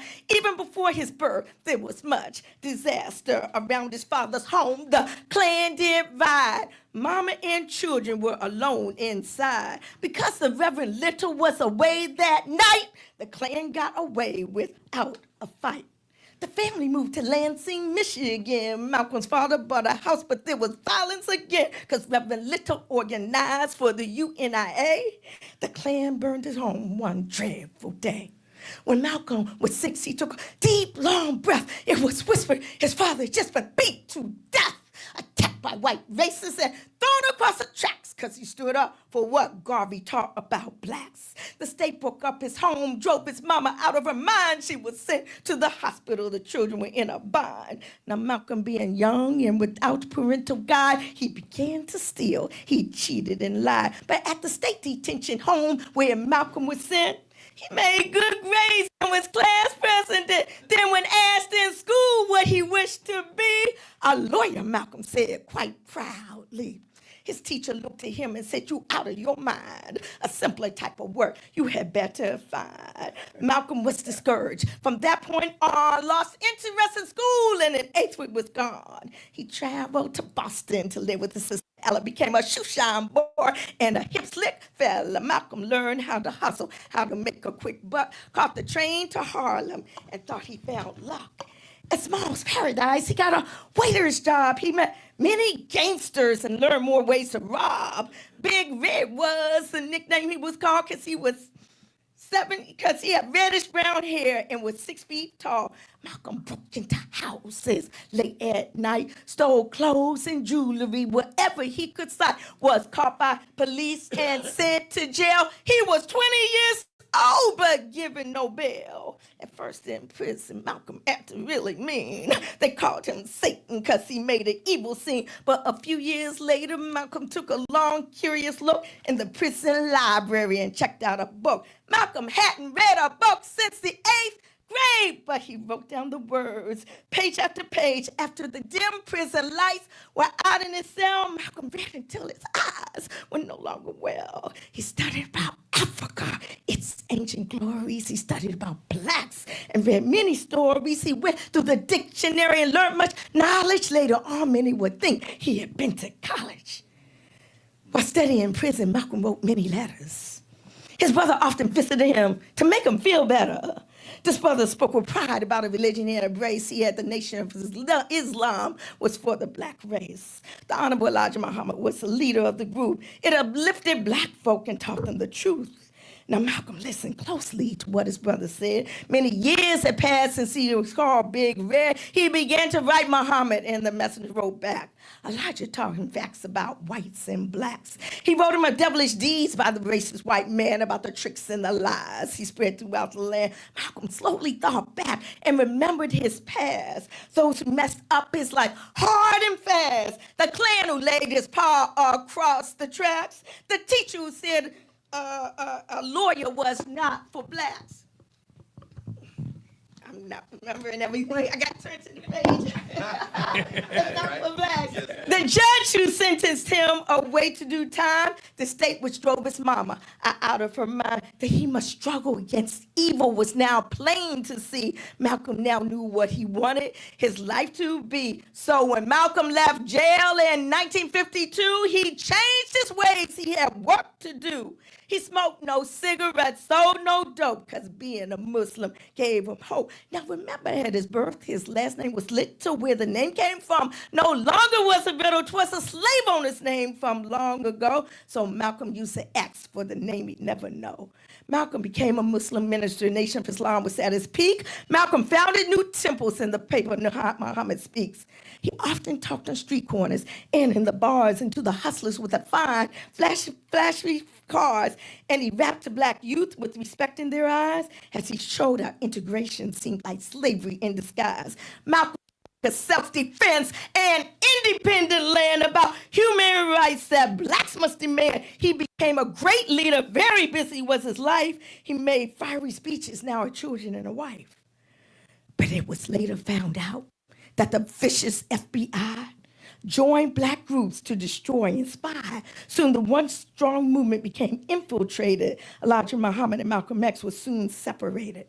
So Malcolm traveled to Mecca and Ghana too, then came back to Harlem to found the OAU. He said, fighting for just civil rights will not let us rise to win our struggle internationalized. Just to hear this great black man made the people fascinated. But also there were those who wanted him assassinated. Very busy Malcolm stayed as the months passed along. Although his life was now in danger, he kept on pushing on. But February 21st, 1965 was the last day Malcolm was to stay alive. About to make a speech, Malcolm faced his doom up on the stage of Harlem's Audubon Ballroom. Now in this audience were some men who did what whites willed. They aimed and shot guns. Malcolm was killed. People mourned Malcolm's death all over this land. They loved him because they knew he was a strong black man. Since then, his body is rested 6 feet underground, but across the black nation, his spirit can be found. So the vision Malcolm gave us was so very strong, his message can be found in my little song. Malcolm X was a strong black man. Malcolm X said the struggles for land, self-determination for black people now. By any means necessary was his vow. By any means necessary was his vow. By any means necessary was his vow. Thank you.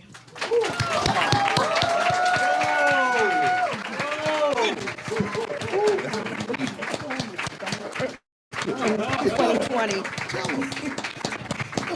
I just want to say the poem that was in this book was banned in 2020 by the Central York, Pennsylvania School District, and it had been out of print for over 20 years, so I went and put the books back in print. Shining Legacy, story poems and tales for the young, so black heroes and heroines forever will be sung. Malcolm X, Marcus Garvey, Fannie Lou Hamer, Toussaint Louverture, Denmark Vesey, Paul Robeson, John Coltrane, a whole lot more, 12 of them.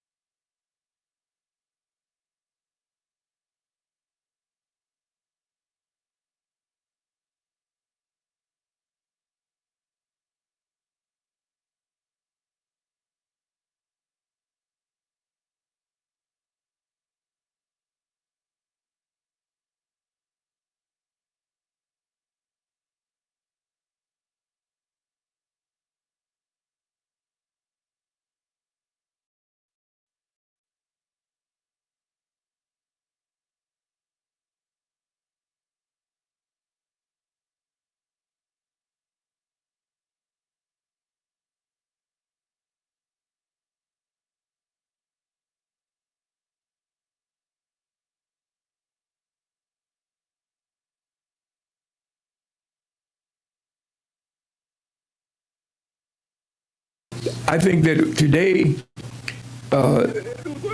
we, Pan-Africanism, and unity, and those kinds of things. Find people who believe that, and then organize, and then get the young people, and let them see that and bring them into that kind of situation. Those who require hours and hours, you don't write them off, but you deal with them later.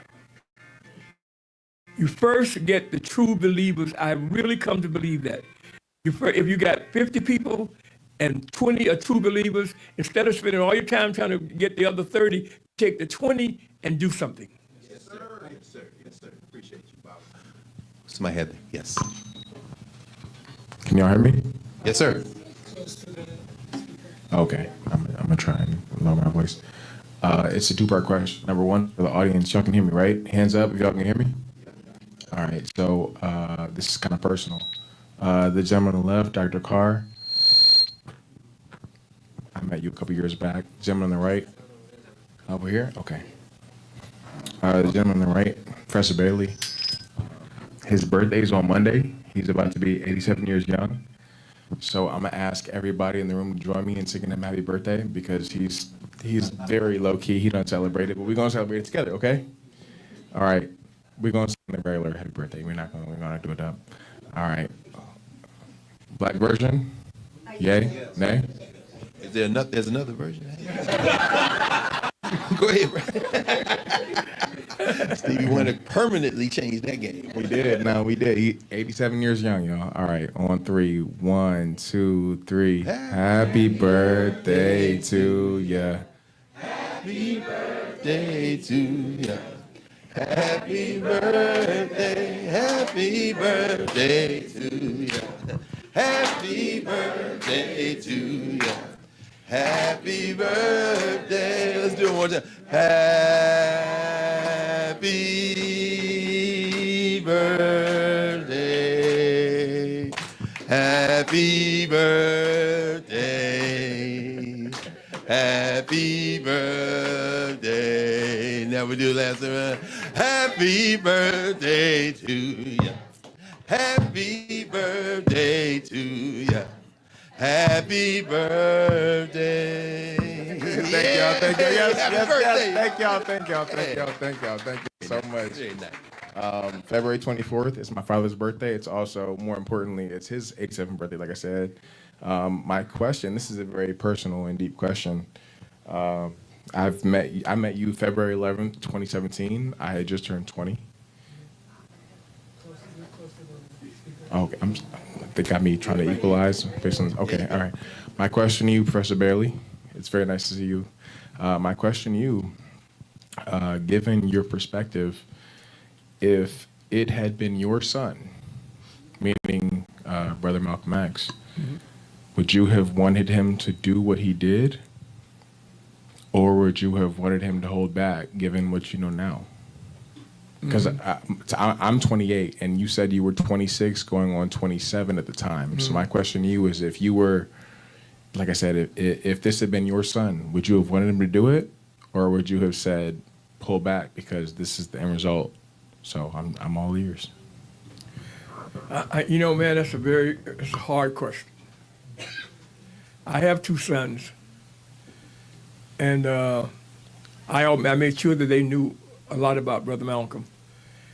And that was the reaction of my parents. My parents, they really believed a lot of what Brother Malcolm was saying, but they literally, my mom, if I didn't tell her a lot about my involvement with Brother Malcolm, because she might have they were living down here in the D.C. area, then I was living in New York. And my mom might have sent somebody up to kidnap me and bring me down here. I'm serious. Not because she disliked Brother Malcolm, but because she was afraid of what would happen to me. So that's I think that what I would do if I had, I would do back in talking about that time. I'd be very frank. I wish Brother Malcolm had moved to Africa and became a, you know, and helped us out from there. I don't know why. It may be a terrible thing to say. I just don't think that we have proven worthy of his assassination. I really don't. We have not done the things that he was, especially in terms of unity. And I'm going to read you something very quickly where he talks about that, something that we have not done to this day. Now, he wrote a letter July 1963. Brother Malcolm sent this letter to the leaders of the civil rights organizations and a few other people, you know, who were involved in the movement at that time. And he says, let me see.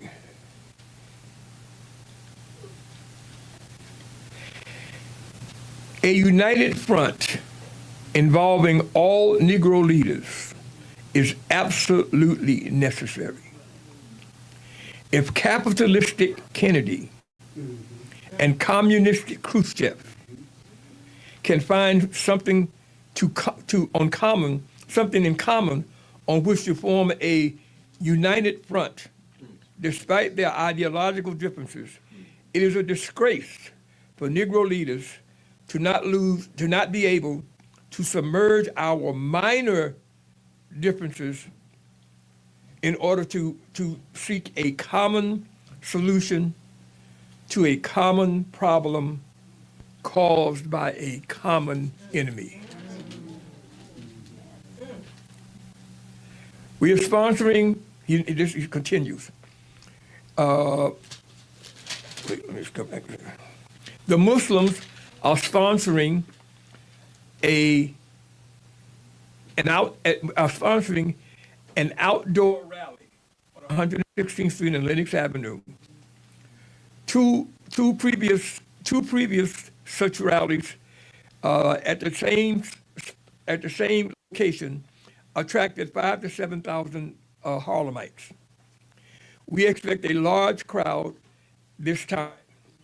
There will be no debating, arguing, criticizing, or condemning.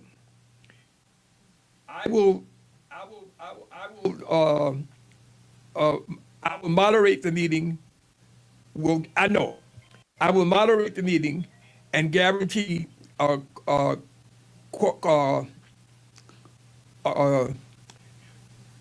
society and order. All speakers. This rally is designed not only to think the spirit unity. It will give you a chance to present views to the largest and most explosive elements in the metropolitan New York City. If you cannot come, please send your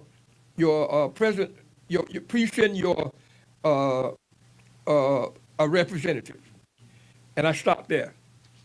Now this is a letter, excuse me, and I have a copy of the letter that Mother Malcolm sent to Martin Luther King, Roy Wilkins, Whitney Young, and other leaders of the black organizations.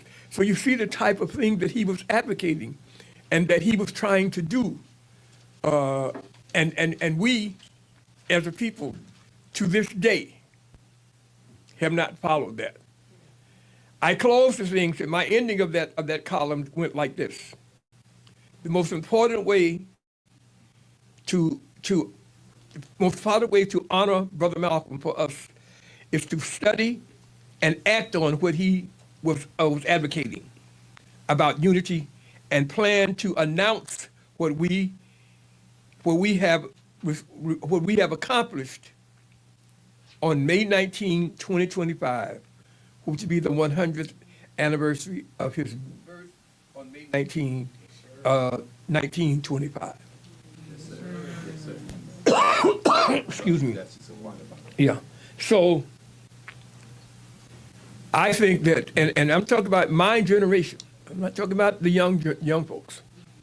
We have not, 60 years later, we still have not done that type of unity that Brother Malcolm was advocating and trying to push. He's saying here, he wrote this letter. I have a copy of the letter. He sent them this letter. And from what I understand, I think Dr. King responded, and a couple others of the major civil rights leaders. Most of them did not even respond to it. But you can see, he was here again. He was willing. Now, and folks, remember now, when he said this out, he was still in the Nation of Islam. He's not sending this out later when he formed the OAAU. He sent this out when he was still a member of the Nation of Islam. And suppose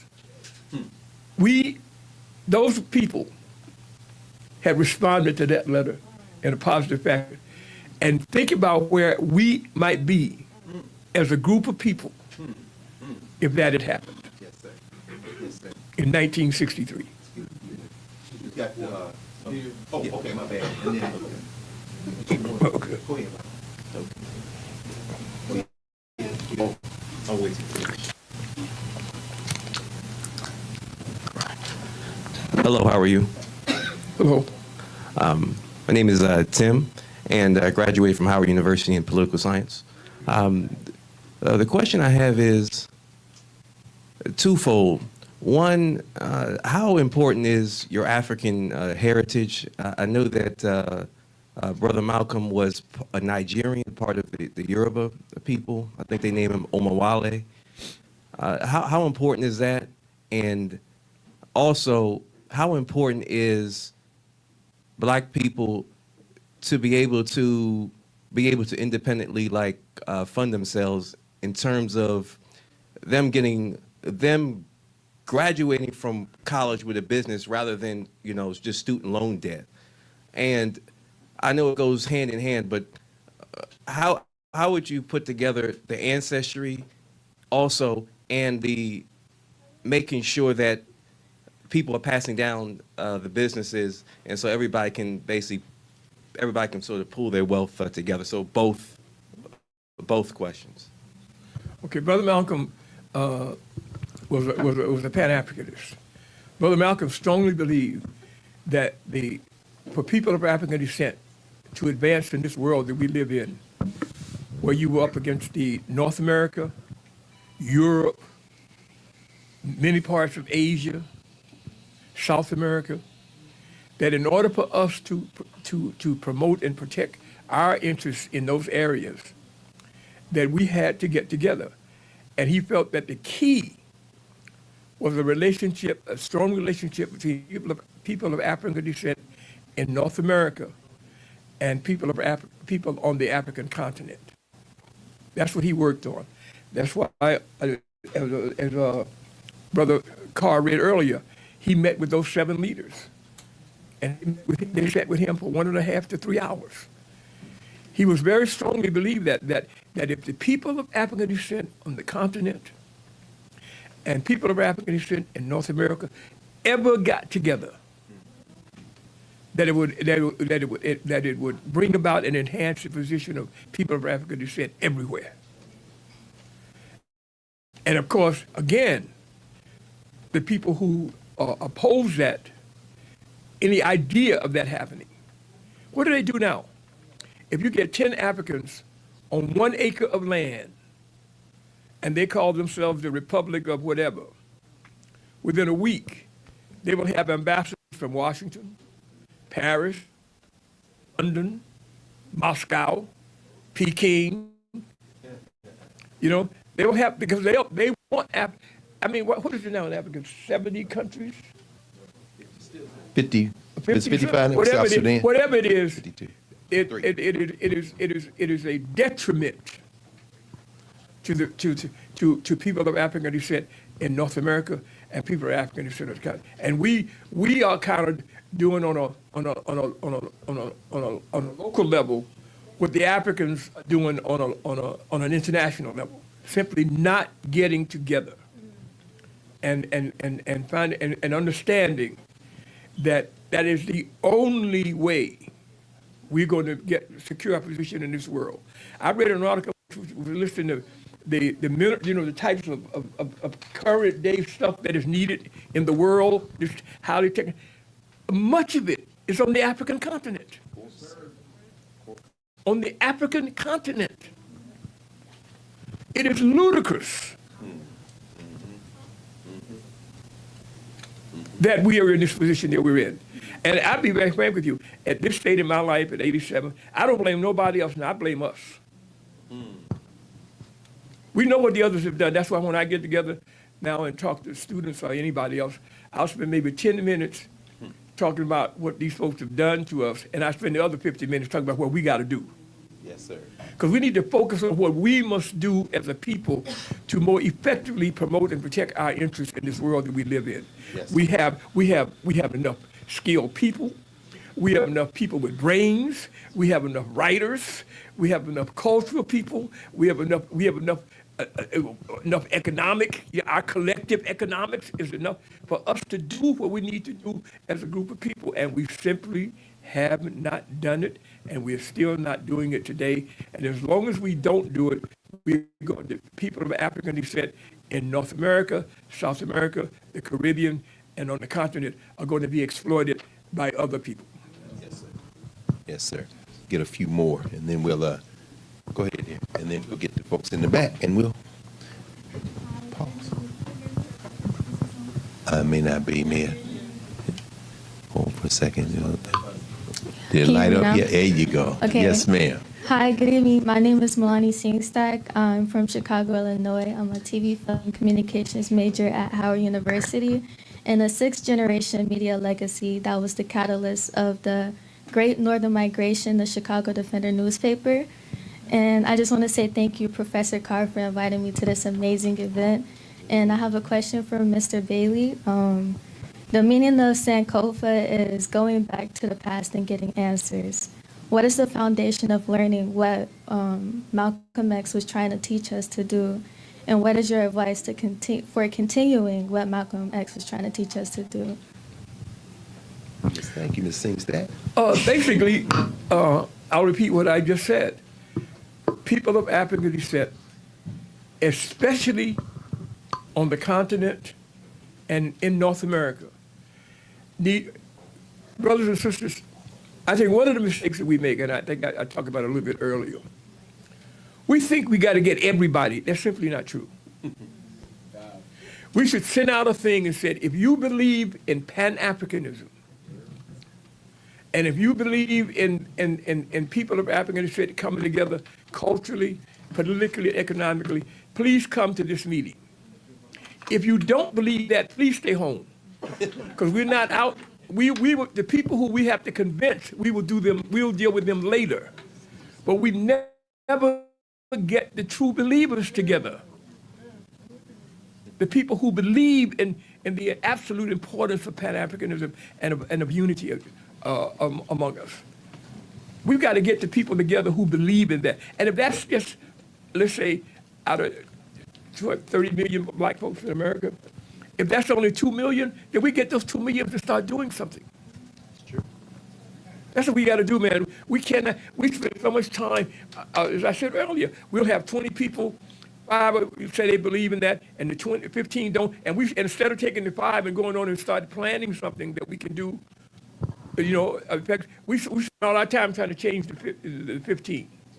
And we've done that over and over and over and over and over and over and over again. And we need to stop that. We need you organize the true believers. Once you get the true believers organized, then you reach out to those people who have to be convinced and persuaded and all of those things. Yes, sir. Thank you, Barbara. Yes, my question was in regards to a statement that you made that, first of all, thank you again for coming and hosting this talk. I was at the Audubon Ballroom a couple of years ago, and to be here to follow up on that celebration is really important. in relation to your statement that 60 years later, we still have not achieved that goal, within the context of what's happening right now as the American empire is literally falling apart, NATO's falling apart, the EU is falling apart. They're about to audit Fort Knox to see if the gold is really there. If the gold is not there, all of this is going to blow up, right? But it's not there. Elon Musk is an idiot. The gold been moved from Fort Knox. Right, right. So, Anyway. and what I was thinking about was that comment that, the enemy of my enemy is my friend. Yes. And what's happening right now with Captain Ibrahim Traore in Burkina Faso, and he's expelled the French, right? And he's calling so many together. He's calling us home. My question is related to what you're saying, is that where is the movement? Like, I was coming here and I'm like, I want someone to tell me, when are we going to start? Like, how are we going to organize? I grew up in California, lived in Oakland, right down the street from where the Black Panther was started. I lived in Chicago. I lived in New York, New Jersey. I was in Harlem. That's home. I'm here in Maryland and DC now. And I'm like, Black people are so disjointed. We are not together. And I'm like, where is it going to start? What is the node? Like, how can we come together? Because this is an opportunity. As the system is falling apart, we need to come together, or we're going to be on the menu still, like, right? You know what I mean? Like, how are we bringing our chair to the table to organize, to advance for the next generation? So I'm so, like, in my heart, I'm like, this is a moment. We cannot miss this opportunity, And I agree with you. And as I said before, if what you do is you say, if you believe in Pan-Africanism and the need for unity, please come to a meeting that we are having. You said people come to this meeting. If you do not believe in either one of those things, please don't come, because we're not going to waste time trying to convince you. We want the true believers to get together and start doing things, not only but also in Africa. Africa they need the same thing in Africa that we need here, and because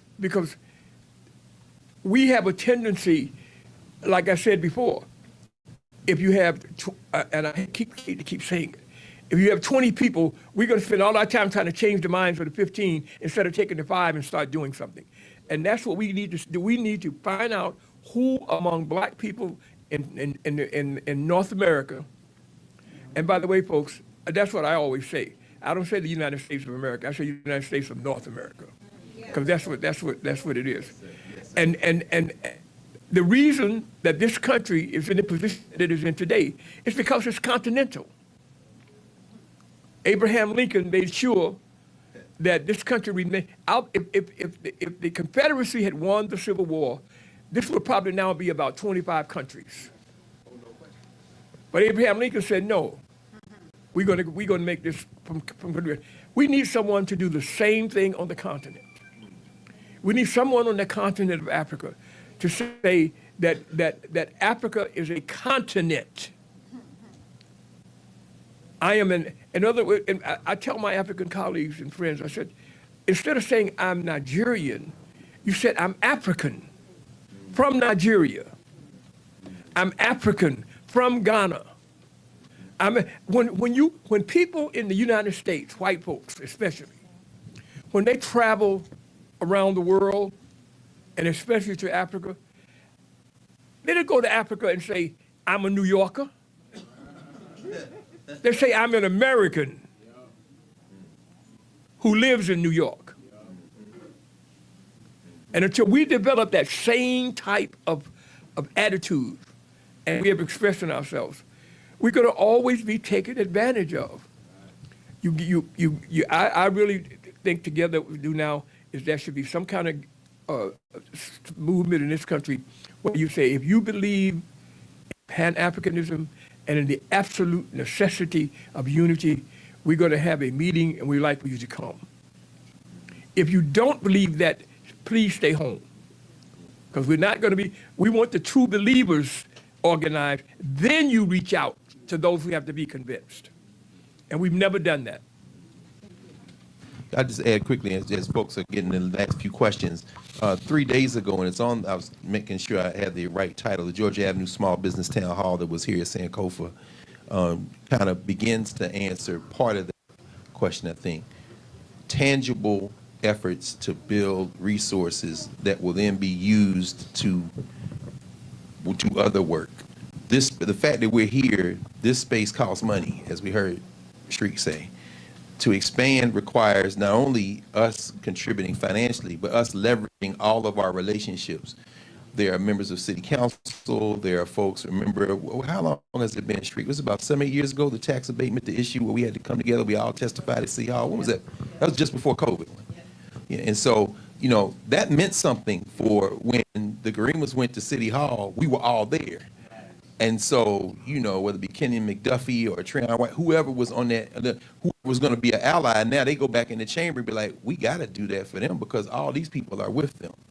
So it seems like a small thing, but to the point you're raising, Bob, I mean, Traore and them, they definitely going to, the empire is coming for them. They can't let them Negroes just go rogue like that, except if the rest of us begin to say, and by the rest of us, I don't mean everyone. Everyone, right. I mean the places where there are free space. Sankofa says finally, over and over again, since the beginning of this place, this is liberated space. Because this is the center, a place like Howard University doesn't have to be, because universities can't be the center, no matter how well-meaning they may speak rhetorically, but it means that people there can come here. We use universities to recruit. We don't use universities to go there and say that's the center. No, we recruit there, and that's why these young people are here. Yes. It seemed like a small thing, but I think that is a step toward building that kind of power, and we don't put everything out. But I would encourage everybody to look at this Georgia Avenue Small Business Town Hall that took place here. Please, Shri. Thanks for bringing that up. And I'm not going to take long because I want definitely to hear more from Peter Bailey. But I just want to thank you for bringing that up because we are now in a position of really needing to create a Friends of Sankofa group. Because a Friends of Sankofa is going to keep us from feeling isolated on an avenue that is increasingly losing businesses. It's looking like a deserted area, block after block after block, more and more. And if we want to make our presence here rooted, we better do the work to protect the institution. And the 3, 4, 5, 6 of us in the building that are here every day can't do it. We need a team. And what you said about tax abatement was real. That tax abatement happened because 2,000 people got on the internet and sent letters to every council person in the council. And then a couple hundred went down to the actual hearing. So that's why this abatement happened. And if we want to keep us from being blown away in the wind of gentrification and all this other nonsense that's happening, we need a team in place ahead of time, if you can still consider this ahead of time. So I don't know if could I just have a show of hands just to make me feel good? How many people might be interested in being a part of a Friends of Sankofa? Oh, y'all you do make me feel good. You do make me feel good. Thank you so much, because stand by for the call. We'll probably send it out by email in the newsletter. Thank you so much. Shri. All right, y'all, it's 8:37. Let's get maybe about 10 more minutes. I know we got a few hands up. Sam got to go ahead, brother. All hey, right, man, great work in The Informer. That's for Sammy P.K. Collins, of our master journalist. No question. Yeah, thanks. Celebrating 60th anniversary in March. 60th anniversary? So the Informer newspaper. Yes, 60th anniversary of The Informer this March. Thanks, Sam. Sorry, brother. Yes, sir. Thank you, Bob Ibrahim. Much appreciation, Professor. My name's Sam P.K. Collins. Of course, I write for The Informer. As of recently, I'm also an adjunct professor at Howard in the Kathy Hughes, so I know I heard the sister, if did I hear that correctly, 6th generation Chicago defender? Yeah, so we talk about Mr. Abbott in my class quite often, so definitely want to connect with you on that at some point. I have a comment in response to what the sister said here. So Baba Peter, a lot of the rhetoric that he's dropping about North America, I've actually been involved in efforts, thanks to Baba and other Baba. We're currently in the midst of organizing a grassroots campaign to actualize political African unification. So that's all I can say about in this public platform. I invite young people or young adults, young leaders who are hungry for change to collaborate with us, because this effort isn't just in Washington, D.C. This is something that's happening globally. Like literally, I'm on WhatsApp talking to young people from Uganda, Ghana, wherever else, and we're currently in the process of building a grassroots movement. The mistake that Kwame Nkrumah made was appealing to African leaders who have no interest in a grassroots movement. So that's what we're currently working on right now. And please holler at me about that in all seriousness. In terms of my question, we talked about you in class last week.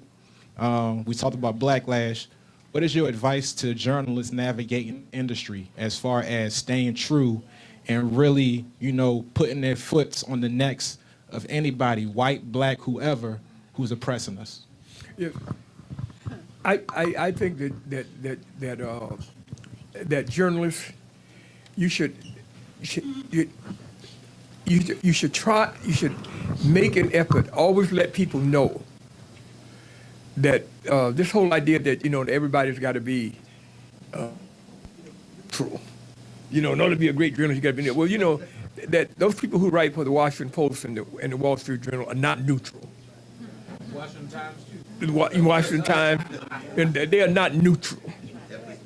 And that's the way we should look at it. We are a part of a movement of the journalists, and they should cover it like that. And they should also make sure that they let give people praise who are doing things, and don't get caught up with the celebrities.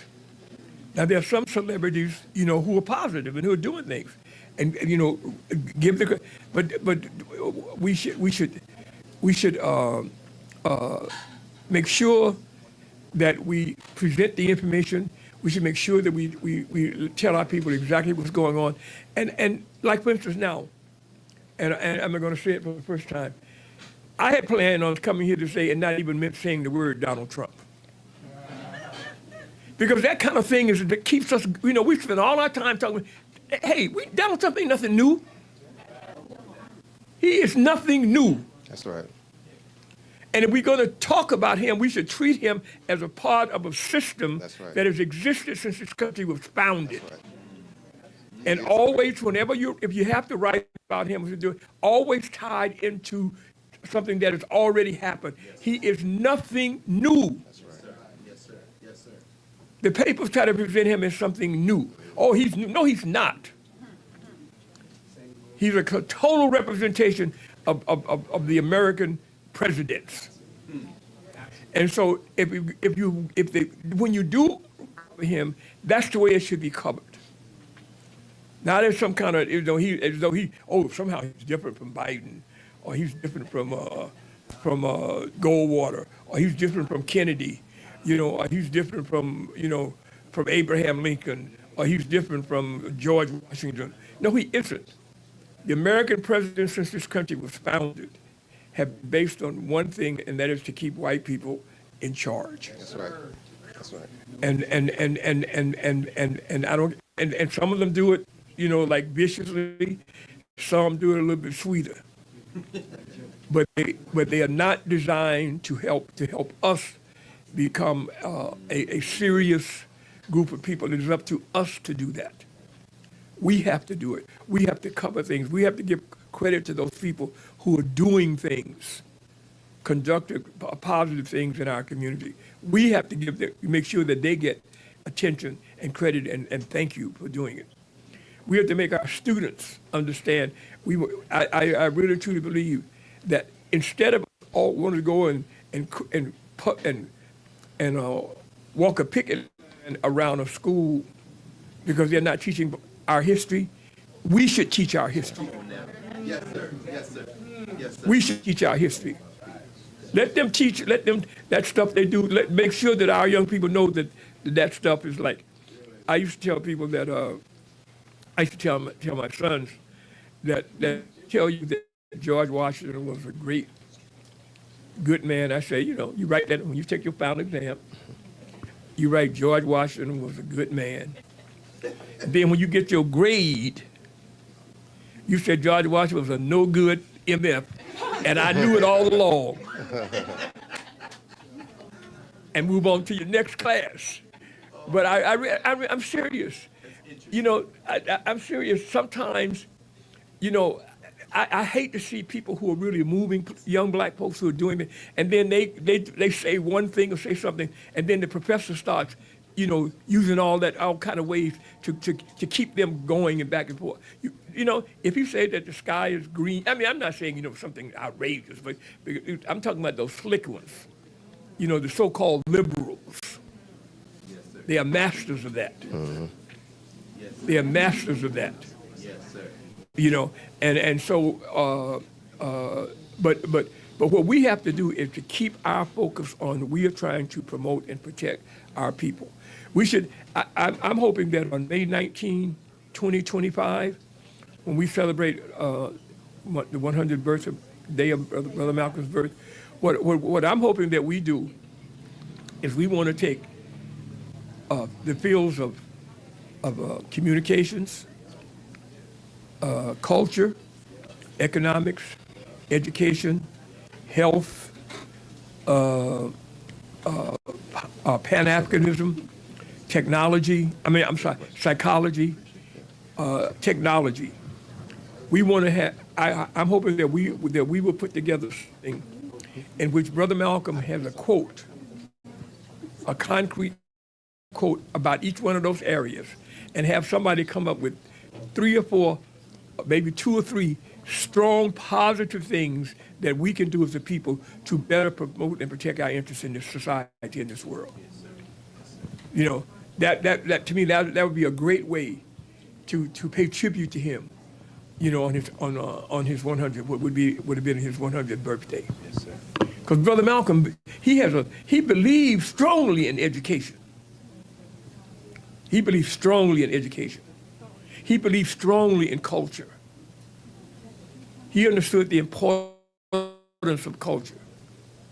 He believed strongly, and I read that letter I read to you that he sent to those civil rights leaders in the need for unity. But again, anybody who you have to spend 50 minutes trying to, you know, about unity, then that's not the person for unity. If you say, how many people in this room, what are the people in the room, 50 people? How many people in this room believe in unity? Absolutely. And you make it clear, and 10 of them say, I do, then you take those 10. You don't then say, oh, we got to get, you know, convince those other 40. No. You deal with them later. You first get the 10 organized, doing something positive and concrete and productive for our people. Once you get them organized, then you have to maybe reach out to those who need a little bit of convincing. Yes. But that's a mistake we made, I'm telling you, over and over and over again in the 60s, 70s, 80s, and 90s, and early 2000s. We did that over and over and over again, and sometimes I feel like kicking myself in the behind. For the time that we would have like 20 people, 5 were serious, and instead of taking those 5 and going to do that, we would spend all our time trying to change the other 15. I don't believe in that anymore, folks. You know, you organize the true believers, then you move on. Let's get a couple more, and then we'll close for the night. I just want to, in the vein of what you just raised, Bob, you said something, and I just want to not just co-sign, but use Malcolm's words. You know, that pamphlet, and I know it's been sold here at Sankofa, it may be sold out now, the little black booklet, Malcolm X on African-American history. Yes, the little black and white with his photograph and silhouette on the side. Y'all included in Malcolm X, the Man in Our Times, one of the pieces that's in that little pamphlet that a lot of people have bought. This was Malcolm, January 25th, 1965, so less than a month before he was assassinated. Some reflections on Negro History Week and the role of the black people in history. Now Malcolm, in his genius, he did, the house Negro and the field Negro, he was so powerful that he could make prose that would have us sometimes run ourselves into brick walls on a mistake, because there were some revolutionaries in the house. So he's kind of hard on Black History Month but this is the point. And when you said that, rather than picket these folk, let's teach our own. Yes. We know that that's a longer conversation, and folks, if you want to come back like on Sundays and see about Peter, we can continue that conversation, because we know we didn't get to talk about his relationship with politicians, whether it be Adam Clayton Powell for example, or even meeting young John Lewis in East Africa when Malcolm X and John Lewis having conversations. And so it becomes complicated. Nobody's going to get into that, but this is what Malcolm says. He says, every contribution we make, we don't make it for our people. We make it for the man. We make it for our master. He gets to benefit from it. We die not for our people. We die for him. We don't die for our home and our house. We die for his house. We don't die for our country. We die for his country. A lot of you were fools on the front lines. Were you not? Yes, you were. You put on the uniform and went right up to the front lines like a roaring hound dog barking for master. And when you come back here, well, you've had to bark since you came back. The whole point is, rather than the whole project of the United States, right, without naming names or getting into any conversations, the whole pouring our whole effort into making this country something else by saying we must be included on our own terms. It's important work, but let's be clear. What you say is very important. Yeah. The minute you start saying, I'm going to tell this story the way I want to tell it and do it, that's when the people who want to exclude you now all of a sudden get very interested in including you. Yeah. The minute you're arguing with them about include me, it's when they have you. And Malcolm was clear about that. So, our history didn't start in 1776 or 1619. And I'm going to stop with that. And we have to be very careful, too, because Rodnell Collins, who is Brother Malcolm's nephew, who wrote the book. The Seventh Son, you said? Yeah, Seventh Son, yeah. I talked to him today. And he's they're planning something up there around this time. And he said that the white liberal types are trying to put together a program about Brother Malcolm that will kind of fit into what they want to do, and they're not going to get involved. And they wrote him up, asked him what he would, and he told them no. We're going to do something on our own, and that's what we got to do, folks. We can't, we get together and spend an hour, and we spend 45 minutes an hour going on and on and on about Trump or somebody like that. And I'm saying don't do that. Let's spend 5 or 10 minutes talking about the latest thing that they have done, and then we spend the rest of them talking about what we are going to do. Yes, sir. Yes, sir. What we are going to do, how we are going to promote and protect our interests in this society, how we are going to get our children to, the best thing that they can do, how we're going to teach our children, our real history. We need to have around this country black civic organizations and churches and community organizations teaching our children. They should be a part of it. They should have somewhere where our children can go and learn our history from like that, rather than spending all our time trying to get the public schools to change the way they're teaching. Not unless they do something absolutely, ridiculously outrageous. Just don't let them, because sometimes they will do things if they see we're getting somewhere, then they'll do something, and instead of us continuing doing something, then we start going after them. And they do that deliberately. They do that deliberately to keep us distracted from building something solid and protect and that we have done. We have collectively, we have the money collectively as a group of people to do almost anything that we need to do. Now, we may not have enough to do everything we want to do, but we have collectively enough money to do anything that we need to do to promote and protect our interests in this society and this world. Yes, sir. All right, let's get these last couple, and then I thought, okay, Bob Caba's there, and then Brother Max, you got the last. Oh, there's Jennifer. Okay. Greetings. That's it. Greetings, Baba Peters. Good to hear you again. And I'm not a lawyer, but maybe Dr. Carr can help us with this first. I have a couple of things. One is, I think the statute of limitations may be up on that beatdown. So if you could tell us that you were involved in it, I think you should be good. You can confess I think you could be good on that. Yeah, I think so too. Yes. I also wanted to know whether or not that play was going to be coming here to Washington, D.C. And then I also wanted to know what, if any, is the relationship that you have with the Shabazz family, with Dr. Betty Shabazz and the children. What was the first one? He was just saying if you did kick that dude, is the statute of limitations has passed, so therefore you can be. Although Nkechi is here, is he all right? No, you said don't do it. No. On the advice of counsel, it says still don't tell.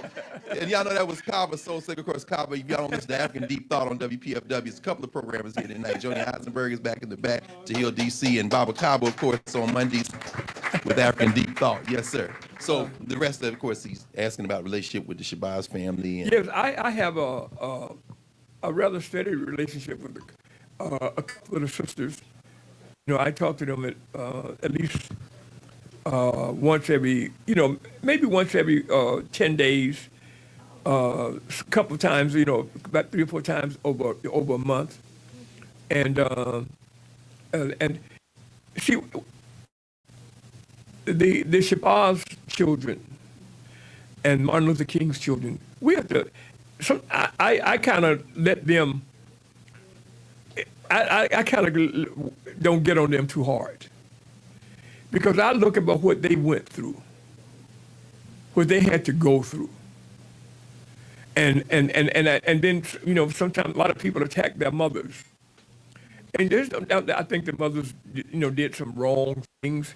But I'm not going to jump all over them because, were we ready to help them?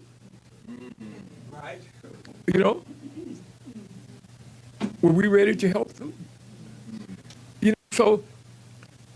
So I think, as I said before, when I go to things now, I maybe want to spend 5 minutes talking about problems, blah, blah, blah, blah. And then the other, it's just an hour. Maybe 5, and then I want to spend 55 minutes talking about what we're going to do. Yes. What are we going to do about that? What are we going to do to better promote our interests? What are we going to do to get our children more educated? Instead of going and arguing with those public schools about some of the stuff, that make sure that we're teaching our children the right thing. They have places to go where they learn the real history of our people. Yes. So it means that, we gotta we gotta put ourselves in a position where we are prepared to do things and not spend all of our time responding, because I think sometimes those people things liberally, if they see we're doing something positive, then they'll do something, like outrageous, like, maybe get on television and call somebody a nigger, and then we're going to spend for the next minutes talking about that. Yes, sir. Rather than continuing to do what we were doing. Distractions. They try to distract us, y'all. And let's don't be distracted, man. When we are trying to do things, productive, positive things, to advance our interests in this society and in this world, let's continue to do them. Yes. And get the people who are ready to do that. People who just want to sit back and talk about how terrible this is and how terrible. So we already know that. What are we going to do about it? Yes. Let's get you, because look, 87. We know y'all used to have them all night meetings, but we're not gonna have one. We're not gonna have one tonight, Bob, because we ain't gonna do you like that. Because we know you. So Maxwell, I think Jennifer, y'all got the last two, and then we'll pause for the evening. All right. Y'all hear me? Yes, sir. All right. I just want to say first, thank you, Professor Carr, for inviting me, telling me about No this invitation, event. brother. This is y'all birthright. Y'all supposed to be here. No question. And I also want to say thank you, Brother Bailey, for blessing us with your presence, your knowledge, and your spirit. It's wonderful being in the presence of someone like you who's seen so much.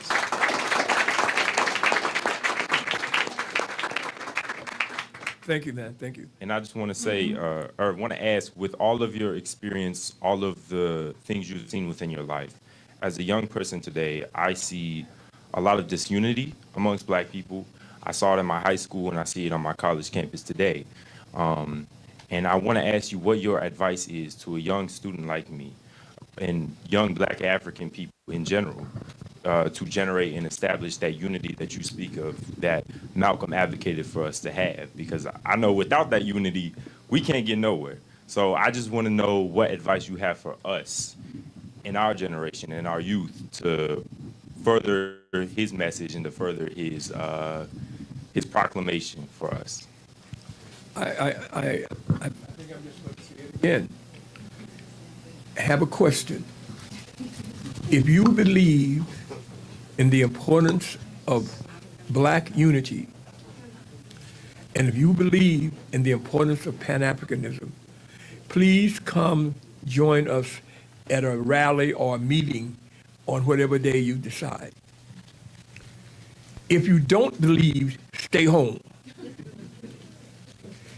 Because again, my generation, we made the huge mistake, and I'm repeating myself, I'll do it again, of letting people come in, and instead of, when we got ready to do something, we spent all our time, instead of taking the people who were serious and who were ready to move, we would spend all our time trying to, do the people who you had to convince. And I'm saying young people nowadays, yeah, if there are young people, say you should ask, how many people believe in the absolute importance of Pan-Africanism? How many people believe in the absolute importance of unity? How many people believe in the absolute importance of us studying our education? Then whoever agrees, then y'all get together and start planning something and talking to each other and recommending each other and helping each other and working together. Because eventually, the way this society is going, some of those people who don't believe now, they're going to be believing. No question. In another probably less than a year. Some of those people who did not come when you told them, they're going to be kind of coming around in about less than a year. And you just welcome them in and keep right on going doing what you're doing. But that's what I'm saying, man. Come up with something concrete that needs to be done, that you all can do as a group, that reflects and helps our people, and then go ahead and start doing it. And don't spend your time trying to get everybody. We did that in my generation, and it was a big mistake. Yes, sir. Thank you. Last word, Jennifer, and then we maybe come back and make some announcements about things going on, something tomorrow and the next day. And please, yes. Okay. Thank you. Good evening. My name is Jennifer Bailey, and it's an honor to be here, and I'm very humbled to be here in this space with you, Baba Bailey and Baba Carr. My question has to do with I loved what you were talking about with us being with our culture and how important culture is, and how we rarely talk about what that means. And the work that I've been doing with Baba Jim Embry has been around creating sustainable pathway for the future. And some of the work that Malcolm did, which also bridged with Martin Luther King Jr., forgive me, I'm nervous, that they both met with Maya Angelou in Ghana, or Malcolm met with Maya in Ghana. And as we are maturing as a species, we're the youngest species on the planet, that we're all seeds of Mother Earth, and that part of the Newtonian and Cartesian way of the world has been around not honoring Mother Earth, and part of Afrocentrism is around honoring Mother Earth and the land. And so I'm wondering, what do you have, what can you say as the role of the women here tonight and the role of the women, in this space? I think that the women basically have the same thing to do as the men do. Now, of course, in this society, the women are around the children probably more, in this society that we live in. But I think that we should make sure that the women should make sure that they are teaching their children, that their children are learning the right things. Their children are learning about their people. Make sure their children know their families. Make sure that they know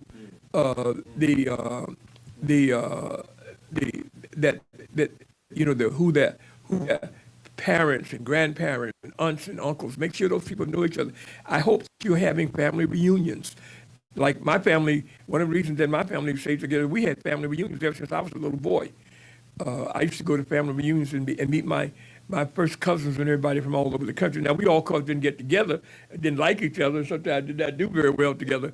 But at least we were having those family reunions. You go to a family reunion, and I might have a couple cousins I didn't even speak to for the whole 3 days that we were together. But I had other cousins that I was playing with.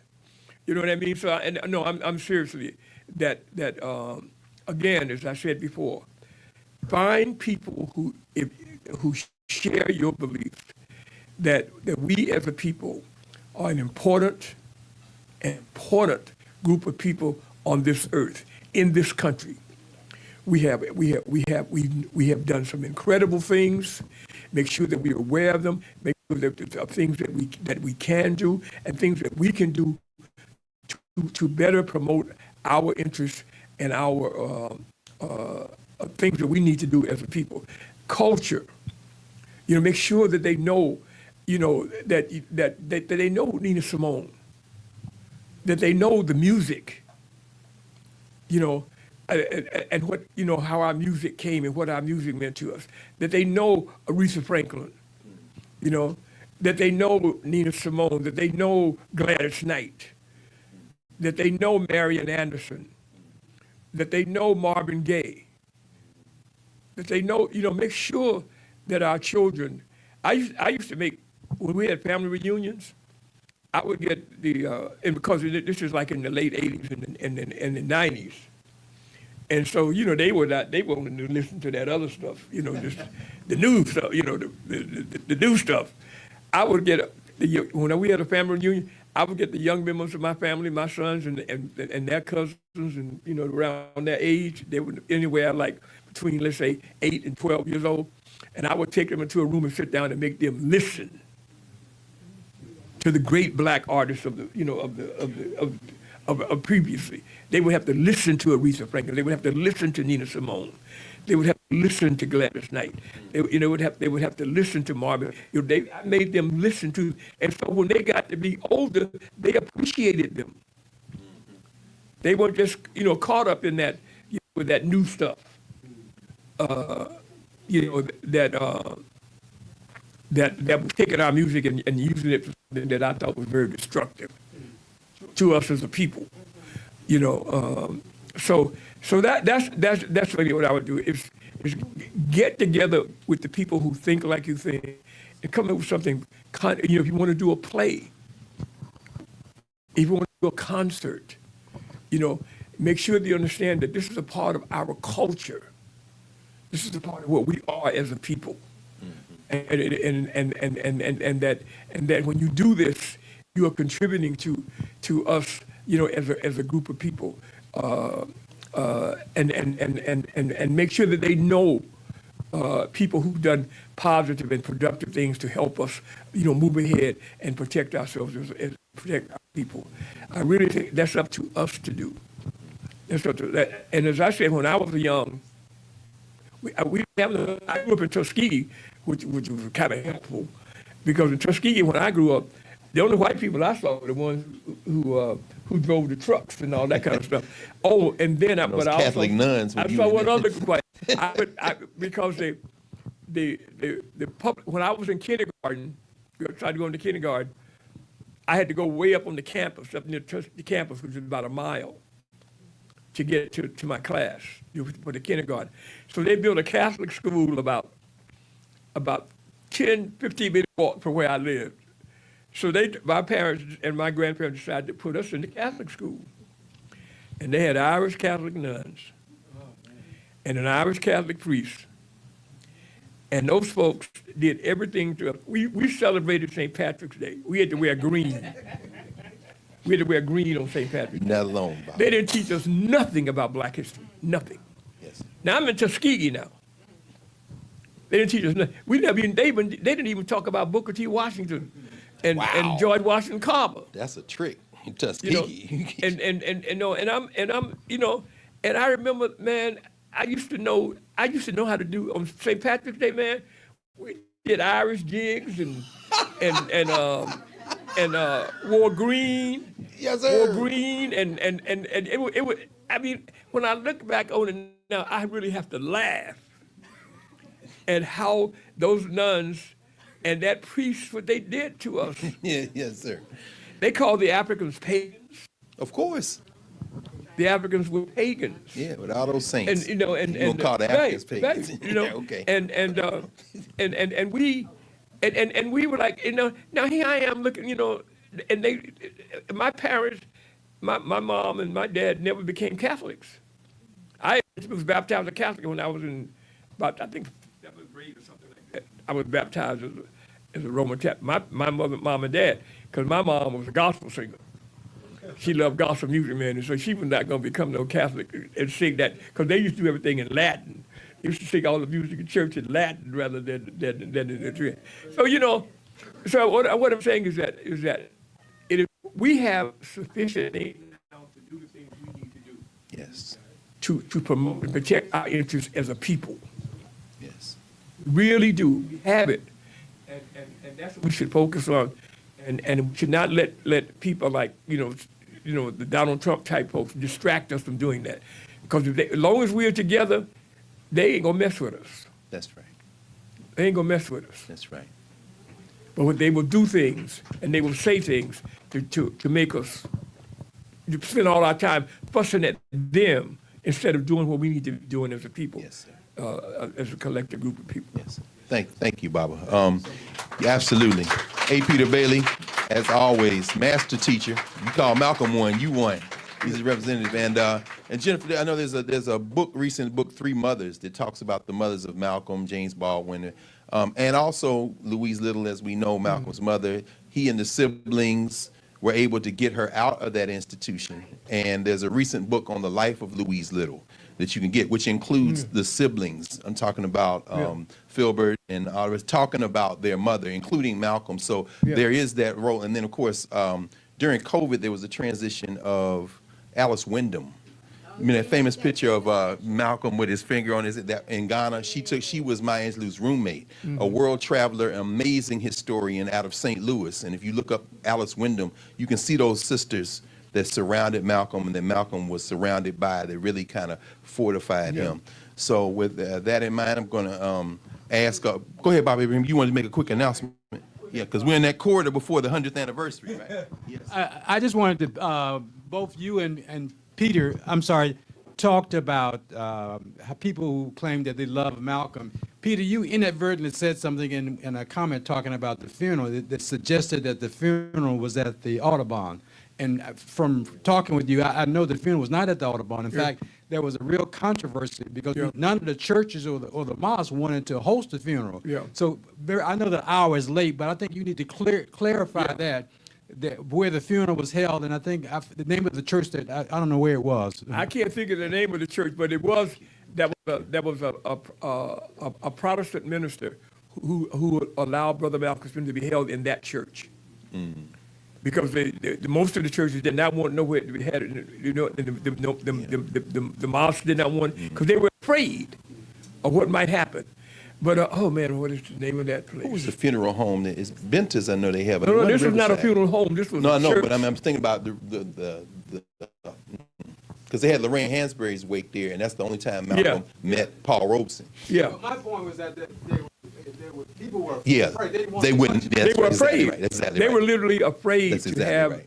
any Brother Malcolm's funeral in that church or that mosque, anything like. They were literally afraid that that something was going to happen, and so everybody said no. Thank you, Bobby, for cleaning that up. And we are in the 3-week corridor three-month corridor for the 100th anniversary of Malcolm's birth, and Positive Black Folks in Action are planning that, so stay alert and be on the lookout for that. And with that in mind, I'm going to turn it over to the daughter of Africa by way of Detroit, where the Nation of Islam was founded. That's that Detroit history. Sister Shrikiana Aina. Thank you.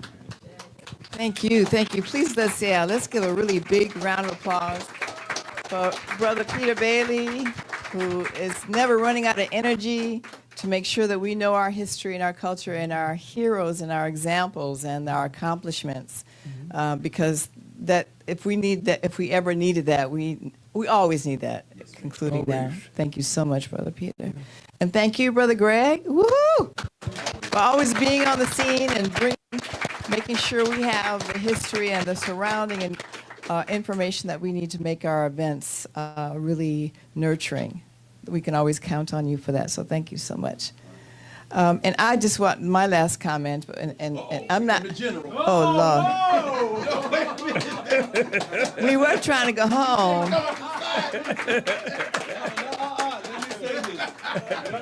I walked here rudely because she's thanking the wrong person. I know I gotta get beat up. I can't go here. This is a Brer Rabbit. You know.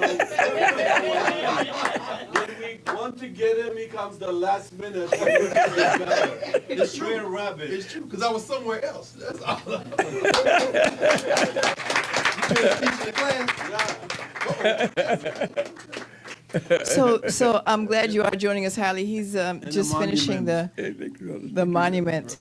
He's finishing the immersion class upstairs. I don't know if the students have come down. But my only thing was I wanted to say something about this idea of unity. It's been talked about 3, 4, 5, 6 times this evening, and I think we should take that burden off our shoulders, especially if you were students. And my brother in the back was, how do we unify? How do we? I don't think it's your job to unify. Your job is to see what you like. Are you a musician? Are you a violin player? Are you a pottery, sculptor? Do you like building? Are you a carpenter? A lawyer? What are the things that you love? And that's what you do, and you organize people who love that around that for our community. That's not unifying anybody. That takes a burden away. That says, okay, I love books, I love movies. How can I share that with other people? The books that you see in here are books that me and Hallie like. That's the genres we chose are genres that fed us, that nurtured us. We didn't start out to unify anybody. I don't think that's your job. So it's a much easier thing to do when you say, okay, I'm going to share what I love and try to help other people grow through that love, and maybe they will love it too, and then you do something, you create a seed that grows and other people come to your garden. They're attracted to you. You don't have to go out and just say, okay, let's unify, it's abstract. You have something concrete to organize around. So I hope that makes you feel better. But Jordan, I want to pass it to you. I want to thank Jordan for being such a wonderful organizer of this event. And Hallie, did you want to say something? You look like you. No, there was one of my students. She kept talking about this guy. I want her I want to make sure she meets him. I don't know. I don't want to talk. I know all my folks. Wow, that's a. Yeah. I just want her to meet you because she's from California. And if you haven't seen that movie, the movie Sankofa, you missed one of the greatest movies ever made. I'm driving him home. That's why.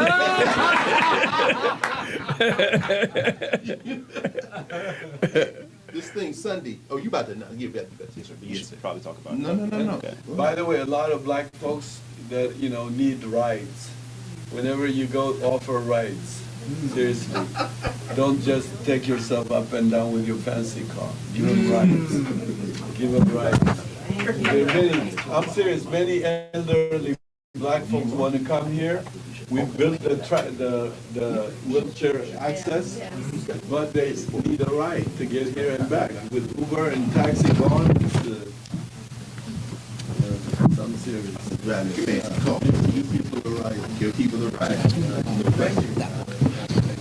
So today is, I'm going to bring the microphone. Hey, Jordan's bringing the book back. Today is Friday night. We're on Friday night doing the work. Thank you, Jordan. And thank you, brother. On Sunday, right? Sunday at Blackburn, the Digital Auditorium. So across the street in the Blackburn Center, the Digital Auditorium on the first floor. When you come in, make that left and go around. This book, For Gaza's Children, Black, Brown, and Jewish Writers and Poets Speak Out, edited by our good brother Mark Lamont Hill, Baba Haki Maabuti, who will be celebrating his 83rd birthday, kind of young, I guess. and Dr. Keith Gilliard, Brother Keith Gilliard, are the editors. A number of people in here. That conversation will be on Sunday. What time? What time? Sunday, the event at Blackburn, the book discussion is from 6 to 8, and there'll be a reception here from 4 to 6 before that book discussion. So come here at 4 to begin that evening of celebration of Baba Haki Madhubuti. And as everybody, of course, we know Haki Madhubuti's books are here. Previously, Don L. Lee, of course, another black institution. We're talking about Third World Press, the Institute of Positive Education, so much. We heard earlier Mama Nkechi reading her poetry, that whole African-centered education movement at the center of that, of course, whether it be Don Lee or Haki Madhubuti out of Detroit initially, and then Chicago with all those institutions, institutions for the people, including Johnson Publications, where Peter Bailey worked for a number of years with Black World, Negro Digest, Black World, and all those institutions. So Haki will be here, and I'm sure a lot of those stories will be shared, including his time here in the District of Columbia. That's those of you who are DC folk, y'all remember that well. That's the period not only of Haki Madhubuti teaching and writing here at Howard. He was my professor. Your professor at Howard. Oh yeah, of course, Black Power, Black Lawyer. Y'all read that book. You will see the history, seriously, of Washington, D.C. Gil Scott-Heron teaching here and at Federal City College, which became the University of the District of Columbia. So this will be a unique opportunity, particularly for the students who are across the street, to get a lens into what was going on when Haki Madhubuti was closer to your age, and what the students were doing in the 1970s, including the Black Writers Conference. Everybody from Tony K. Bombara to Ozzie Davis, Ruby Dee, John Oliver Killens, everybody. Get it, Sterling Brown immediately, yes. And so, in fact, this will be a good opportunity with Baba Holly sitting there to say every time that he screens the film that you can't see anywhere else, because intellectual property is real, as are thieves, and these people sit and hold our stuff hostage in their funky archives and write their funky scholarly books to each other and act like they're superheroes. But if you want to see After Winter, if you want to see Sterling Brown sitting in Founders Library telling the history of not only this institution but of Black people, you got to come over here and see the screening, because it's only screened here and only occasionally. So keep on the lookout for oh, here he comes. I got to get him. You going to tell us about it? There it is. So let me just ask, how many people have seen Brick by Brick? Ah, yes. Okay, well, folks, you're from Washington, D.C. That's a film Sharik made in the early 70s. You talk about gentrification, you better see that film, and we will schedule it. We'll schedule it. So we're going to have a Sharik 3-4 film showings. Show it. Look at look at our schedule, and you'll be very happy. And I'm going to show Sterling Brown all over again, because you cannot imagine how these films acoustically respond to the present situation. It's unbelievable. Sometimes a film made about something distant begins to speak to the current situation. I want to talk because I don't like to spend my time on white people. I don't, because sometimes we divert our energy on white people. Every time they have a hiccup, we respond. So I don't want to name them. They're like stupid white people. But to me, I'm more interested in what are Black people doing. Are they going to go with the ship down? Or are they going to create life jackets? That to me is the very important part of it. We should spend all our intellectual energy to do something with Black people and not respond to their hiccups. And every time they go through changes, every 20, 15 years, we lose our agenda. Yeah. Yes, and so to me, they will never stop doing what they're doing. These are like, we've known them in cafeterias in white universities. They're in power now, these little dummies. And I hope we don't spend our time. I didn't even want to say that, because like my students, I don't allow discussion about white people. I say, write Black people, spend time writing about Black people. Right. Not about what they, when you always even go out to demonize white people, you lose Black people's drama, Black people's story. To me, Black people are principle. So anyway, we will show film. Please come and attend. We will have Sterling Brown. I always see Sterling Brown when I teach, because he speaks about the idea of literature. What is black literature? In a very gutsy way. He breaks it down. So I'll show it again, and I'll show it again. Whoever comes will see it. And brick by brick, Yeah. it's So definitely. we'll have our film screening of films we made here in-house. And thank you for coming. I'm sorry for disruption. What? Come on, no, that's Jordan got this. This is your lieutenant there. Yes, sir. I agree with everything Holly said. No, that's right. This is historic, Holly. Thank you. No question. It's the man. I went and grabbed this disc. This is Footprints of Pan-Africanism. This is Mama Sharik's film. Brick by Brick is also on this disc.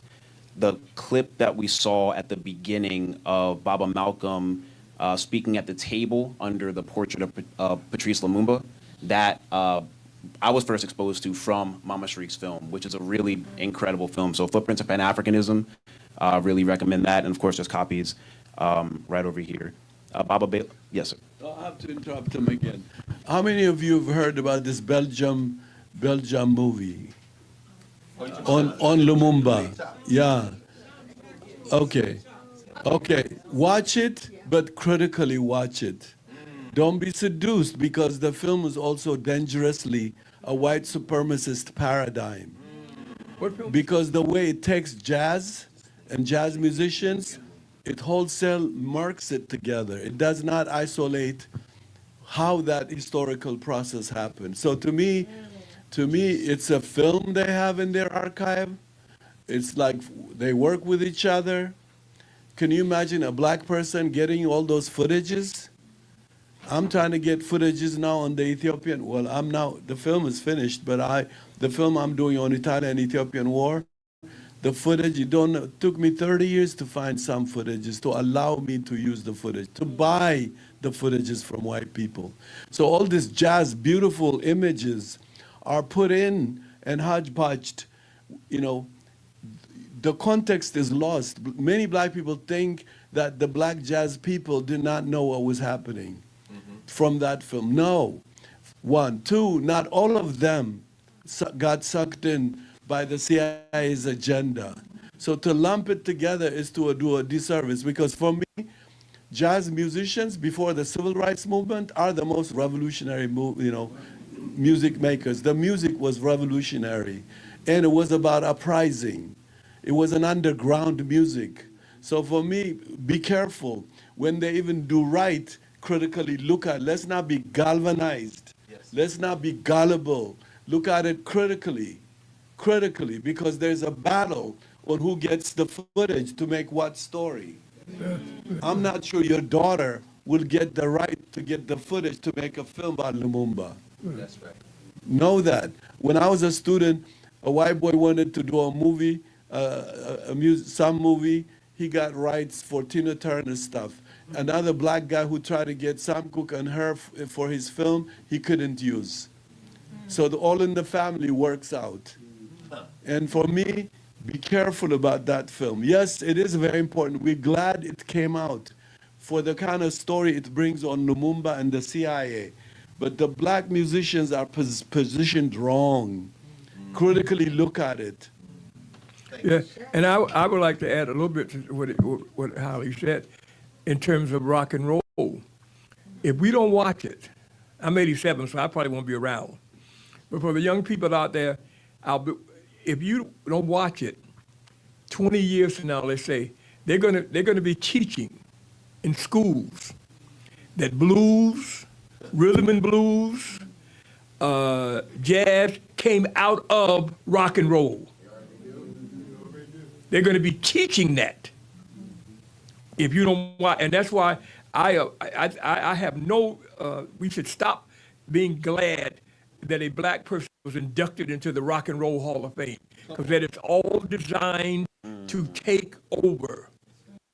And if we don't watch it, like I say, 20 years from now, when you all are a little bit older, you got children, your children are going to be told that the blues music and rhythm and blues music and jazz music and soul music came out of rock and roll.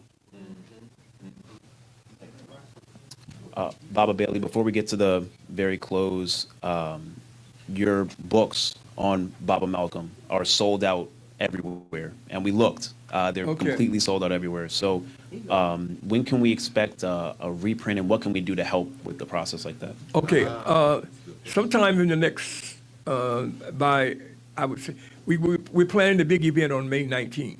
So I'm hoping that by the end of March, I will have copies of both books. And I will make sure that you're aware of where they are and how they're, and I'll talk to you about, about what kind of help can be provided. Yeah, but people have to help.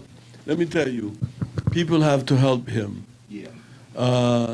As far as I'm concerned, do not leave it to elders only. Physically volunteer to work and make it happen. Yes, sir. That's right. Okay, it's very important. That's right. And there's a brother there I met at Peter Bailey's house helping him. I'm not sure if he's still continuing because he's now graduated to other things. But Peter needs people who organize his archive, okay, who make sure the physical work is done, because it's unbelievable what kind of work is involved. When I did Adwa, the Ethiopian film about the Battle of Adwa, I had a lot of young people helping me. Now I have 2 people, maybe 1 person, and it's 30 years I've been at it. It's finished, but I'm just saying, you don't know how hard it is not to get help from young people. So Peter, for me, his book issue should be done by people here. Young people should say, what do you need to get it ready, to get printed, etc. It's good to assign, but it's not good to not be involved saying, I'll do it. Sorry, brother. Thank you. I keep interrupting. I don't want to say nothing, but I do. Okay. Thank you, family. Thank you, everyone, for being here this evening. Thank you for watching if you're on stream or watching the recording. Thank you, Dr. Tracy, Jonathan, Abel, Munyang, Malcolm, Erica, and of course, the great Baba Haile and the great Mama Srikiana, who created this miraculous, liberated territory that made this event possible. Please clap. Yeah, round of applause. Thank you. Thank you. Thank you to Mama Nubia Kai and Mama Nkichi Taifa. Yes. And thank you to Baba Carr and Baba A. Peter Bailey. Thank you. People listen to him on PFW. Good. Because I told him the young people and him could go on making sure that radio station is alive in another planet, in another relationship. But he's the young guy. We should make sure we support him. Every time he's doing fundraising, send some what you can afford. Thank you. Thank you. We can't let it escape our collective focus and attention that Sankofa, this place, is the place where these 2 supernovas came together on this evening. Between Dr. Carr and Baba Bailey, there are no 2 people anywhere who are better equipped to have this important conversation. And I know I said this at the beginning, but I think it bears repeating that this is without a doubt the most thorough and highest and best conversation, the best commemoration of Baba Malcolm's transition happening anywhere today. Anywhere. The fact that it's happening at Sankofa is a reflection and a demonstration of the meaningfulness of this institution. Baba Bailey talked about the battle for the mind that Baba Malcolm exposed him to. This place is one of our greatest fortresses anywhere in that fight. But our Black legacy institutions are under threat in these days, particularly our Black legacy institutions here in Washington, D.C. We have to fight for the institutions that serve and nourish us. We have to fight not just to survive. Survival is the minimum. We want this institution to grow its capacity and expand so the critical work that needs to get done can get done. There is no way for that to happen unless you decide it's going to happen. That's the only way. You can support this institution by making a donation online to our building expansion at givebutter.com/2714. That's give as in to give and butter as in to spread, www.givebutter.com/2714. Who are your parents? Maria and William Strudwick. My God, is it? Don't you want your? If you have offspring, Springs. I'm not going to force you. Shouldn't it be like this kind of kid is your son? So can I hear your parents and grandparents again? Maria Strudwick is my mom. Audrey Dickerson and Clarence Forbes are her parents. My dad's name is William Strudwick, and his parents are Dr. Betty Strudwick and Dr. Warren Strudwick. Thank you. You can also support this institution. In addition to Give Butter, you can support this institution by buying a boatload of books here in the store or at sankofa.com. We have a whole pile of books on Malcolm in the back that Jonathan has expertly curated, carefully prepared, and beautifully displayed on the front counter. If you're buying books online, there is no good enough reason to be buying your books on Amazon when your book purchases could be empowering our people through this institution. There is no good enough reason. There is no good enough reason to be buying your books on Amazon when your book purchases could be supporting this institution and empowering our people. I promise you that you will enjoy the books more when they come from here than you will when you have to carry that little guilt in the back of your neck about the Jeff Bezos supporting Amazon purchase that comes from buying your books there. So buy your books from Sankofa, and if you want a book and you don't see it on the online store, you can email sankofa@gmail.com or call the store, and Jonathan or someone else will make sure you get right. And it might be an extra step in that case, but if we're not willing to take one or two extra steps to make sure our quality institutions of service thrive, as rare as they are, then who are we and what are we doing? That's right. You can learn more about the awesome events that are coming up at Sankofa at sankofa.com. And while you're there, obviously do your next book purchase. There's so many amazing gatherings happening here all the time, constantly. And there's nowhere else in this city where you're as likely to casually run into somebody legendary like Baba Bailey, like Dr. Carr, like Mama Nkechi and Mama Nubia, like Mr. Front Page himself, Sam P.K. Collins, and Dr. Josh Myers and Attorney Justin Hansford, all of whom were here today, in a context where you can really engage with them and speak to them and learn from them personally. Other people who have spent their precious time in this place include Mama Erica Huggins, Mama Kathleen Cleaver, Baba Kwame Ture, Baba Dick Gregory, and his superstar daughter, Mama Ayana Gregory, Baba Amiri Baraka, and on and on and on. This is truly a special place, and I hope we can all come together to make sure it not only stays here, but grows so it can do even more. Thank you again, Dr. Carr. Thank you again, Baba Bailey. And thank you all for being here with us. Peace.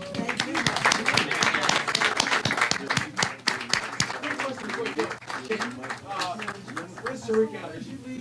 Do you all have gifts? What do you call it? Gift certificates, or what do you call it? We do. Gift cards? Yes. Yes. Organize this time. You said you gonna sign my book. I'm gonna come down and see what you on Sunday. I'm gonna say you something. Okay. I love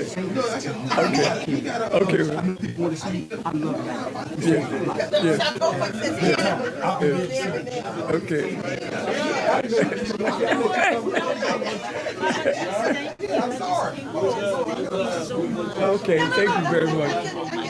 I'm from Georgia. Okay. So, Atlanta. Atlanta, okay. That's probably, if I was living here, that's where I'd be living, in Atlanta.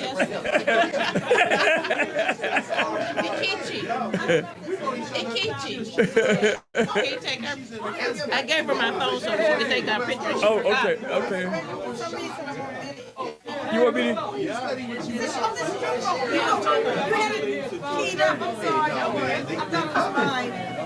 You want me to stand up? Hey, how you doing, brother? You want me to stand up? It's up to you, Baba. Let me. I just have to take a second to hide. I'm sorry. So maybe that's what I have a problem. One day, I'm gonna be blessed to have a cup of coffee. Man, we can sit down and chat. do it here. You know what? I'm gonna do that. You always say, I'll never know what to catch you. But I need to just get him more often. Yeah. I want to get a picture with you, man. Where's my wife? Carol.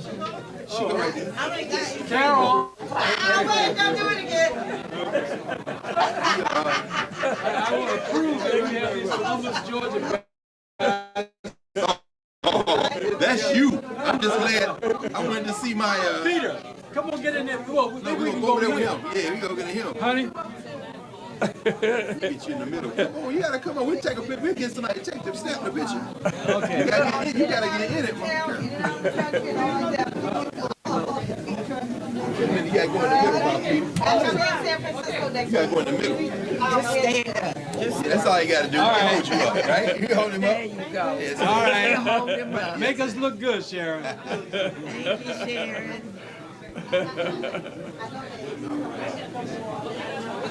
Okay, thank you. Thank you.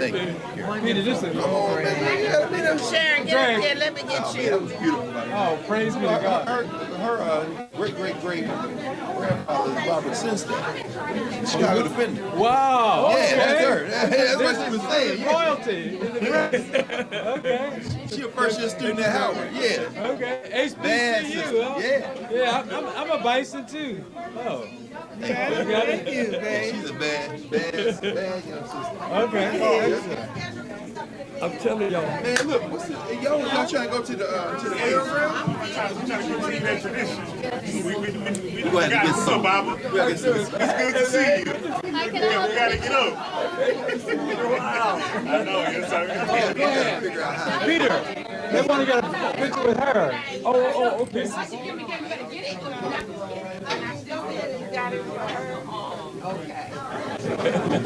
Carol. You got it. What's going on? Glad y'all came. You got the right people, man. I better get back to this bathroom. Yeah, go ahead. I have found that I can't hold things like I could 20 years ago. Oh, my phone is dead.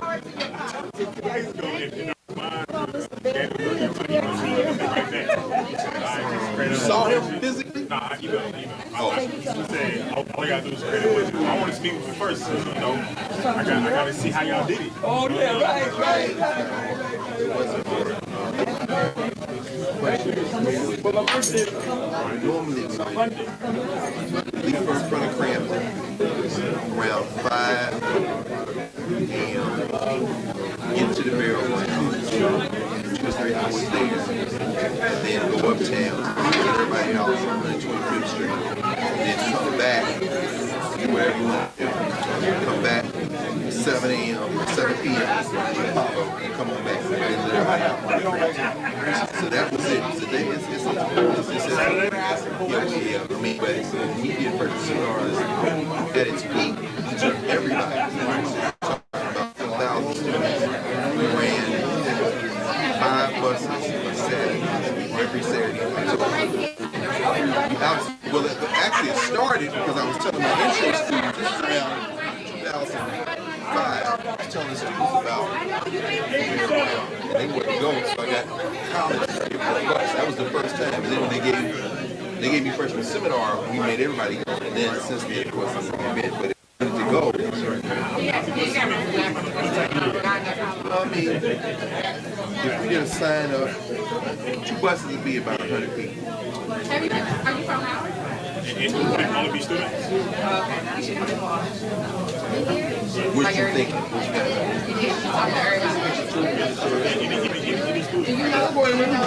No, I mean, it could be anybody. The question is, who's getting on the buses? Because I'm talking about community folks, that might be a different thing. How old are people? So back in the day, it was just students, man? Well, I mean, the adults would be, I say the adults, everybody's an adult. The non-students would be, kind of like chaperones. So we would do 2 to a bus, but that's when the college had, different kind of people. So even the dean was with us. Dean Dawson was but he supervised the burial grounds. When he was the one to make sure Howard did what he needed to do. So, I mean, What you want to do at the end of March? I mean, we can do it. If Ralph said if Ralph said we can watch the money, then I got some questions about where the rest of the money is. Then where the money for the other stuff?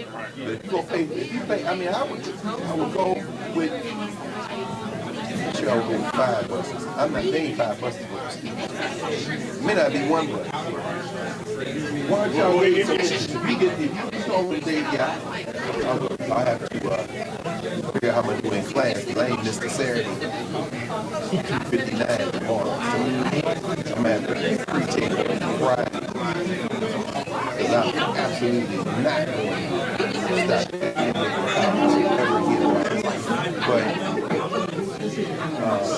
But yeah. Yeah, we can do it. All right, so why don't you, all right, I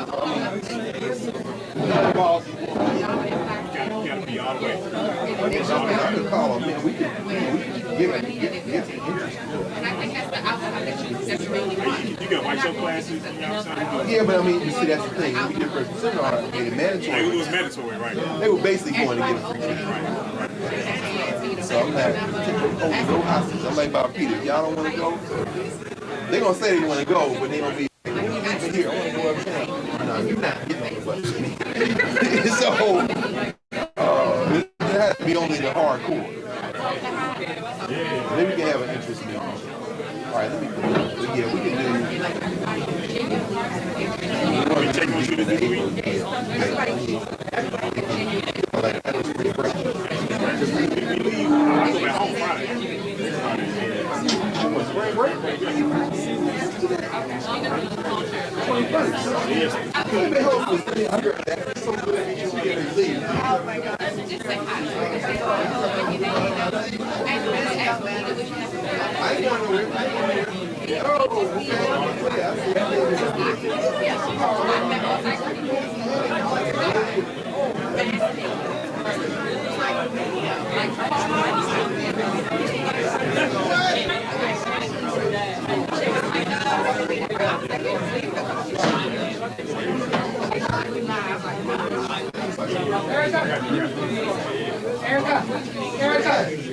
Erica.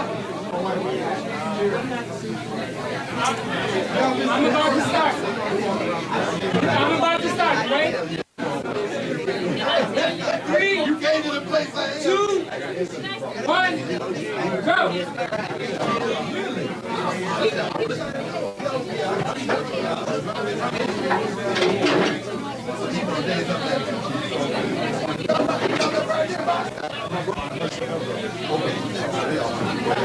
Yeah, they are good.